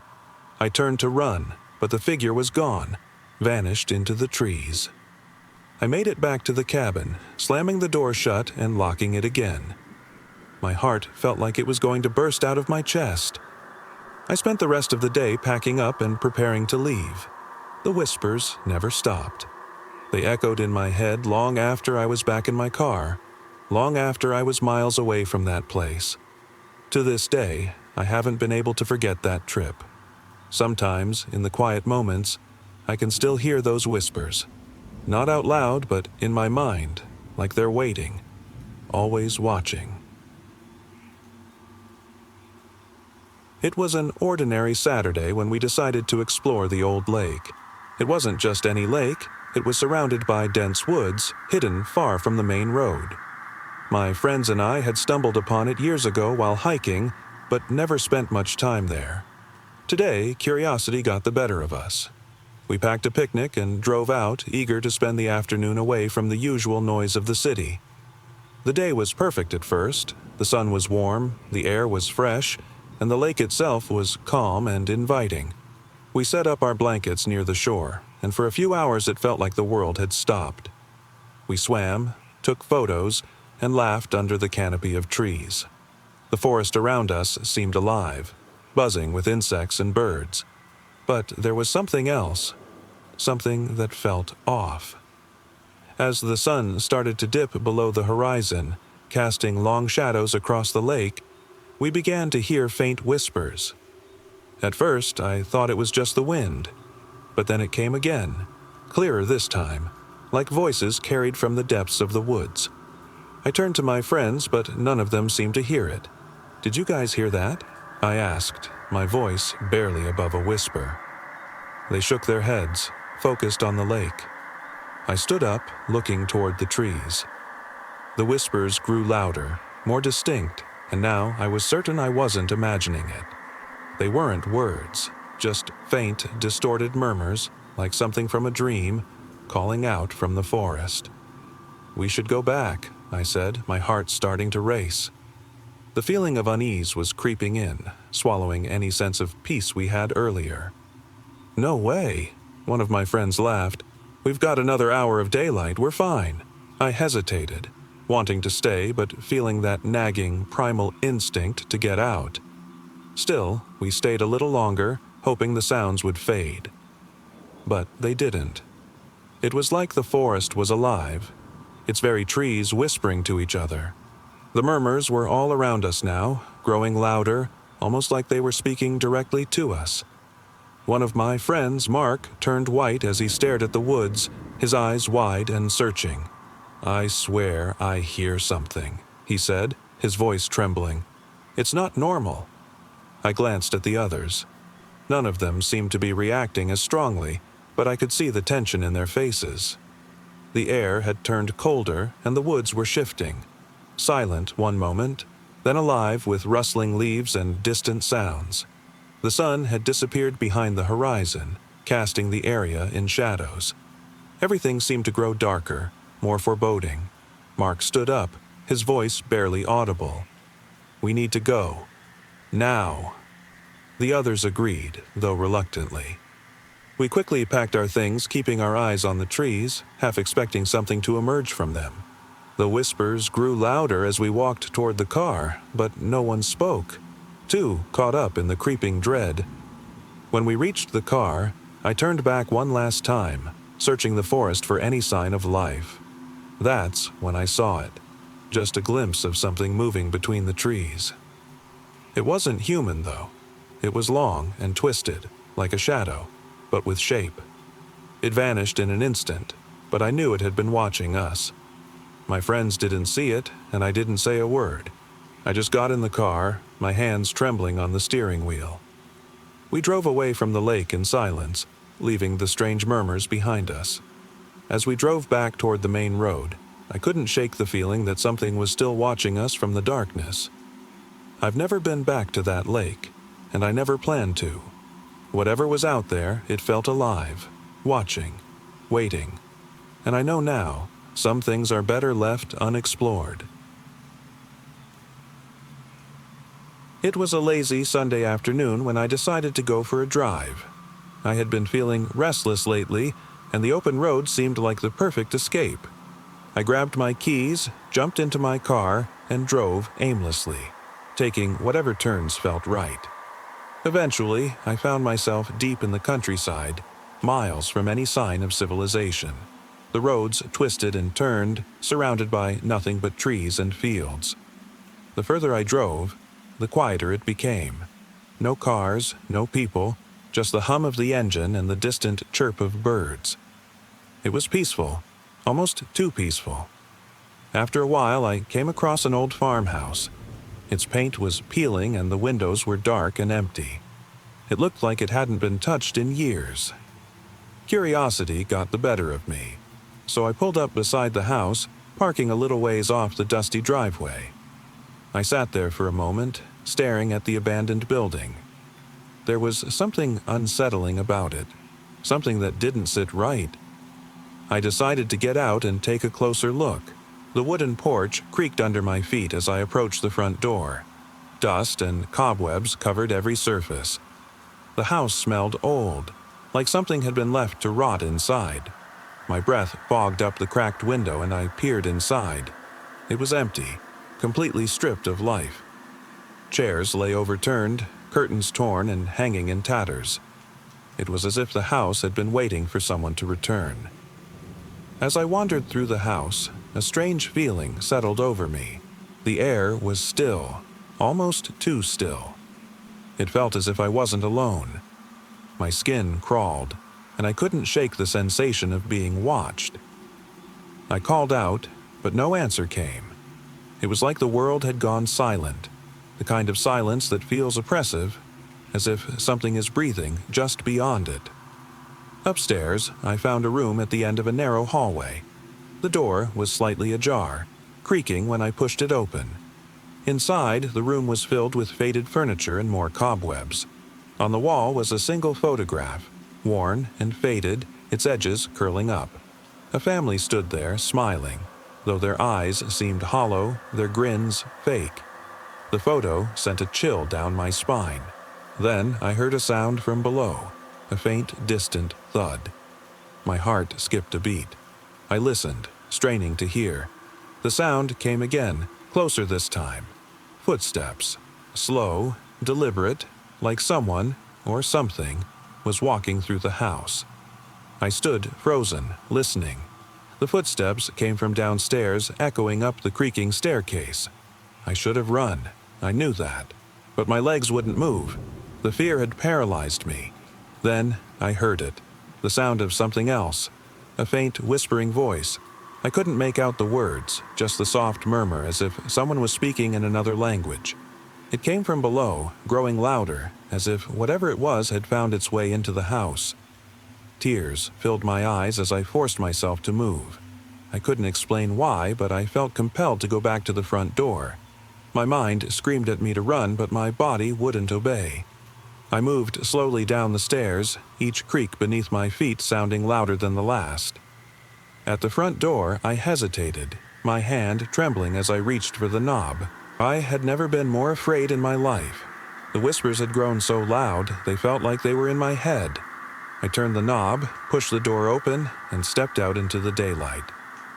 The house looked different from the outside, somehow darker, more twisted. I expected to see someone standing there watching me, but there was nothing, just the empty fields stretching out before me. The whispering faded, and the silence returned. I drove away without looking back. The house stayed with me, though. The image of that photograph, the whispering voice, it all felt too real. I don't know what I experienced that day, and I don't want to know. Some things are better left unexplained. It started with the sound of dripping water.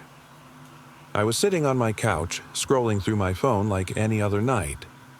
The house was silent except for the faint ticking of the clock on the wall. I live alone, so when I first heard it, I thought maybe it was the refrigerator or the old pipes settling. I got up and checked the kitchen, but the dripping didn't seem to be coming from there. I stood still, listening, and it was coming from upstairs.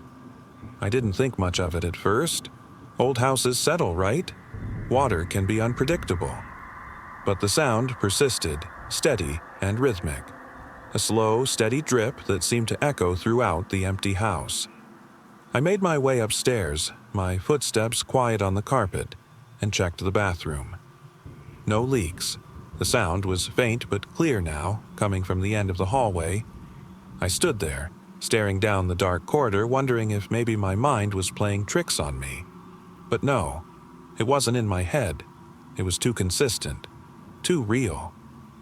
I slowly pushed open the door to the guest room at the end of the hall. That was where the sound was loudest. The room was dark, dusty, and untouched. I flicked on the light switch and the faint glow illuminated the space. The room had been unused for years. An old dresser, a dusty bed frame, and a broken lamp in the corner. Nothing had changed. I listened again. The dripping was definitely coming from inside the room, but this time it wasn't coming from a pipe. It was coming from the closet. I took a deep breath, my pulse quickening, and slowly made my way toward it. The sound of my own breathing seemed louder than the drip, drip, drip. My hand hesitated on the closet door, and then I pulled it open. The inside was dark and empty, except for something unexpected, a single wet patch on the floor. A puddle, but not a puddle of water. It shimmered in the dim light, almost like it wasn't water at all. I knelt down, my heart racing, and touched it. My fingers sank into the substance. It was cold, sticky, and unidentifiable. I pulled my hand away, wiping it on my jeans, and stared into the closet. That's when I saw it. Just a glimpse at first. A shape, a figure standing at the back of the closet, facing away from me. It didn't move, didn't react. I couldn't see its face, just the outline of a figure distorted and shifting in the dim light. I didn't scream. I didn't run. I just stared, unable to look away. My mind was screaming at me to leave, but my body wouldn't move. The silence stretched on, and then, slowly, the figure turned toward me. Its face wasn't human. No eyes, no features, just void. A hollow, dark space where a face should have been. I could feel its gaze on me, and that's when I realized it wasn't there for water or pipes or anything rational. It had been there for me. I forced myself to turn and stumble out of the room, slamming the door behind me. I didn't sleep that night. I couldn't. The dripping sound still echoed through my house, but this time it felt like it was coming from inside me. I still live in that house. The dripping never stopped. I've learned to ignore it, but sometimes, when the house grows too quiet, I swear I can hear the faint sound of footsteps. Soft, slow, deliberate, coming from upstairs. It was the kind of evening where the sky seemed to press down on everything, as if it wanted to swallow the world whole. My friends and I had decided to take a drive out to the old abandoned lighthouse, miles from any town, where the cliffs stretched out over the ocean like they were reaching toward the sky itself. The lighthouse had been shut down decades ago, long before anyone could remember. We'd heard rumors that it was haunted, but we didn't believe in that kind of stuff. We just wanted an adventure. The road to get there was narrow, winding, and barely lit by a few flickering streetlights that flickered on and off like they were uncertain of their own purpose. We parked the car at the base of the cliffs and began walking toward the lighthouse. The air smelled of salt and decay, the kind of place where you feel like you've stepped out of time. The lighthouse stood there, looming and skeletal against the darkening sky. Its red brick tower stood like a sentinel, long forgotten, its windows cracked and covered in moss. We reached the entrance, a heavy metal door that creaked open with a groan. Inside, everything was covered in dust. The old lanterns hung from the walls, cobwebs stretched between them. The faint smell of mildew and dampness clung to everything. We walked up the narrow staircase, the sound of our footsteps echoing in the confined space. The higher we climbed, the darker it got. The dim light from the lanterns barely illuminated our path. I kept expecting to hear something. Footsteps, whispers, or maybe the creak of an old floorboard, something to break the silence. But all I could hear was the sound of my own breath, shallow and quick, and the soft shuffle of my friends behind me. Finally, we reached the top. The door at the top of the staircase creaked open, and we stepped out onto the balcony of the lighthouse. The wind hit us, sharp and cold, as we looked out over the cliffs. The ocean stretched out endlessly beneath us. The waves crashed far below, their roar distant and faint. The horizon stretched into nothingness, the darkness blending with the sea. We stood there, taking in the view, laughing and joking. We were miles from civilization, miles from anything that could disturb us. Or so we thought. That's when I heard it. The soft scraping sound, like something dragging itself across the floor below us. I turned to my friends, but they didn't seem to hear it. I figured it was the wind, some old creaking of the lighthouse settling into the darkness. But then it came again, louder, more deliberate. This time, it wasn't below us. It was above. I froze, staring up toward the narrow spiral staircase that led to the top of the tower. The scraping noise was now followed by the faint sound of ragged breathing, labored and slow, like something struggling to draw in air. My hands trembled as I pointed upward. "Did you hear that?" I whispered, but my voice was lost in the wind. My friends looked at me, puzzled. I swallowed hard, trying to tell myself it was nothing. Maybe the wind was playing tricks on my mind. But then came the unmistakable sound of a voice, low and cracked, whispering something I couldn't make out. We were alone up there.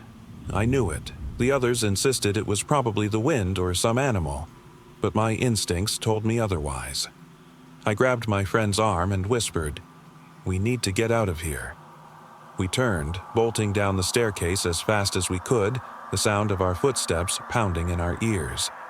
The scraping noise followed us, but it was closer now, louder. It sounded like it was climbing after us. When we reached the base of the tower, the door was still open, but what we saw outside wasn't normal. There was something standing by the car, something too tall, too thin, with its back bent unnaturally. It didn't move like a person. It was more like a shadow, stretching toward us in the dim light. Its eyes, if they could be called that, were hollow, dark, and seemed to burn with a cold, inhuman light. I wanted to scream, but my voice wouldn't come. The others were frozen in place, too terrified to move. The figure turned its head slowly as if observing us, and then started to walk toward us. Its movements were slow, deliberate, as if it wasn't sure what it wanted. Without thinking, we bolted down the cliffside, the figure still behind us. The wind howled louder, but we didn't stop. We didn't stop until we reached the car and drove away, not looking back. To this day, I can't explain what we saw. I haven't been able to go near that lighthouse since. Whatever was up there, waiting for us, still lingers in my mind. Some places, I've learned, are better left untouched. It was just a normal Sunday afternoon, and I had decided to take a long drive out to the outskirts of town. The weather was crisp and clear, the kind of day that makes you want to get away from the noise of the city. I hadn't been out this way before, but something about the empty roads and open fields had always called to me.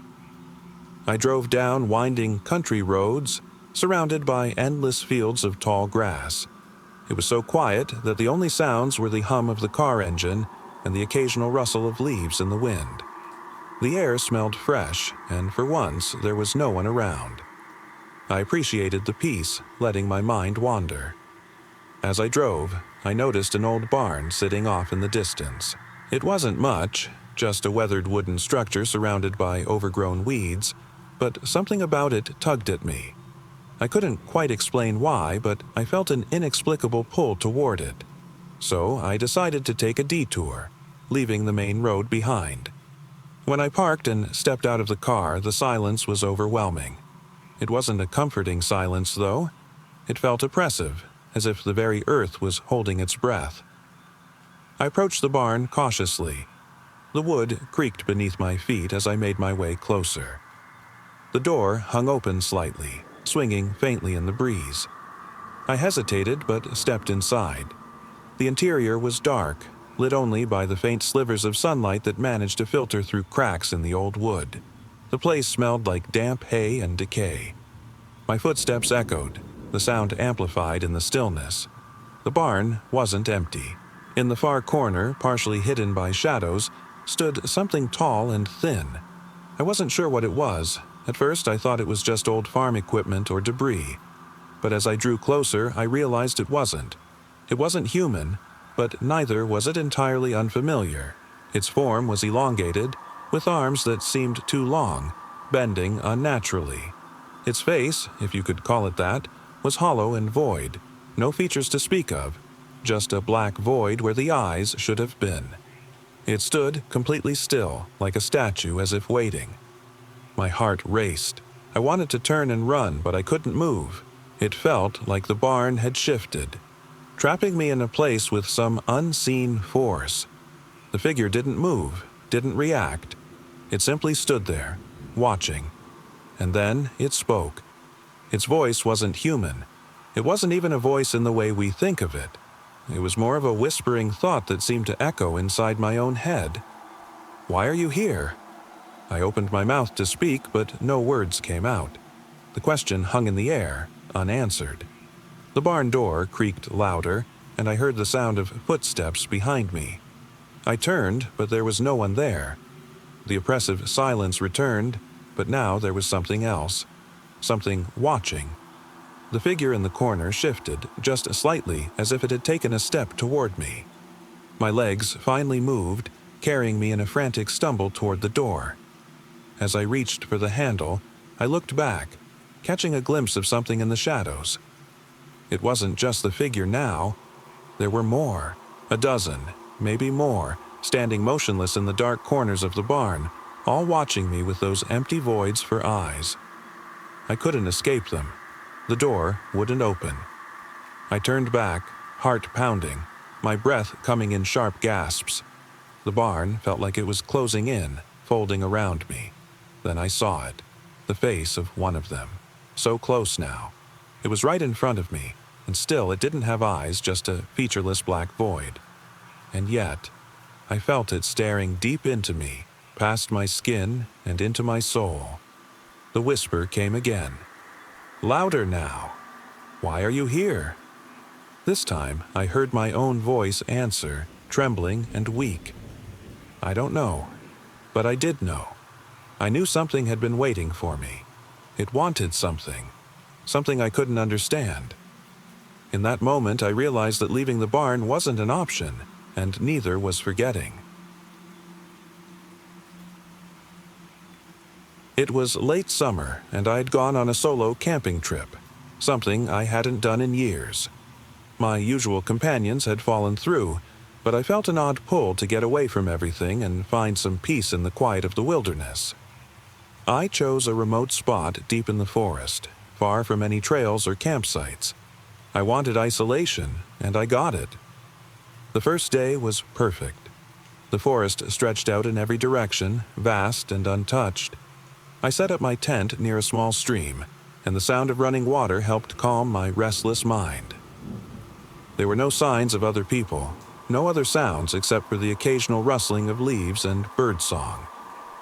That night, as I sat by the fire, I thought about how peaceful it all felt. I'd grown so used to the noise of city life, and now, surrounded by nothing but nature, it was like the world had slowed down. I didn't feel the usual anxiety or stress that had followed me in recent months. But as I lay in my tent, drifting off to sleep, I was suddenly jolted awake. Something had rustled outside. I sat up, listening intently. The forest was still, save for the sound of my own heartbeat. I couldn't shake the feeling that someone, or something, was near. The night passed in silence after that. I convinced myself it was just my nerves. The forest can play tricks on you, and my overactive imagination was likely running wild. By morning, I was ready to forget the incident. But as I broke camp, I noticed something strange. Around my tent, the ground was uneven, disturbed. It looked like something heavy had walked through during the night, leaving deep, uneven prints. I followed the trail they made, huge, unnatural footprints that seemed to lead away from the stream and deeper into the woods. I told myself it was probably an animal. Bears roamed these parts, sure, but the tracks were larger than anything I'd ever seen before. They were too large, the stride too long. I tried to brush it off as fatigue playing tricks on me. That afternoon, as I ventured further into the forest, something shifted. The usual sounds of the woods, birds chirping, leaves rustling, became distant, faint. The silence returned, but this time, it was more oppressive. It felt as though the forest was holding its breath. I stopped walking and listened. There was nothing. No breeze, no distant rustling. Just silence. A sudden chill ran down my spine as I realized how alone I was. At first, I thought of turning back, but something kept pulling me forward. Curiosity, maybe, or the strange feeling that I wasn't truly alone. Against my better judgment, I pressed on, deeper into the woods, following the trail of those strange footprints. I don't know how long I walked, lost in thought and the eerie stillness of the forest. Suddenly, I stumbled upon a clearing, one that had no right to be there. It wasn't a natural formation, but rather it felt carved out. The trees surrounding it stood unnaturally still, their branches twisting toward the ground as if weighed down by unseen forces. In the center of the clearing stood something I can't fully explain. It was humanoid, though not human. Its form was obscured, shadowy, and indistinct, like it was made of fog. I could barely make out its shape, but its presence felt palpable, almost suffocating. I froze, my breath catching in my throat. My heart pounded in my ears as I stared at it, unsure if I was still dreaming or if this was something real. The creature, if that's what it was, turned its head slowly in my direction. I couldn't see its face, but I felt its gaze on me. Cold, empty, and infinite. Something in its presence made my skin crawl. I wanted to run, but I couldn't move. It felt like I was frozen, trapped in its gaze. Then, as suddenly as it appeared, the figure vanished. The clearing was empty once more, as though it had never been there at all. I turned and stumbled back, not sure how far I had come. My mind was racing, the sound of my own footsteps echoing through the silent forest. Every step felt heavier, like I was being followed, though I didn't dare look back. By the time I reached my tent, I didn't stop. I packed everything in a daze and left, not looking back at the deep woods that had become so foreign. I don't know what I saw that day. I've tried to convince myself it was just some trick of the mind, that the isolation and silence had gotten to me. But the footprints, they were real. The figure in the clearing, whatever it was real. I've never gone back to the woods since,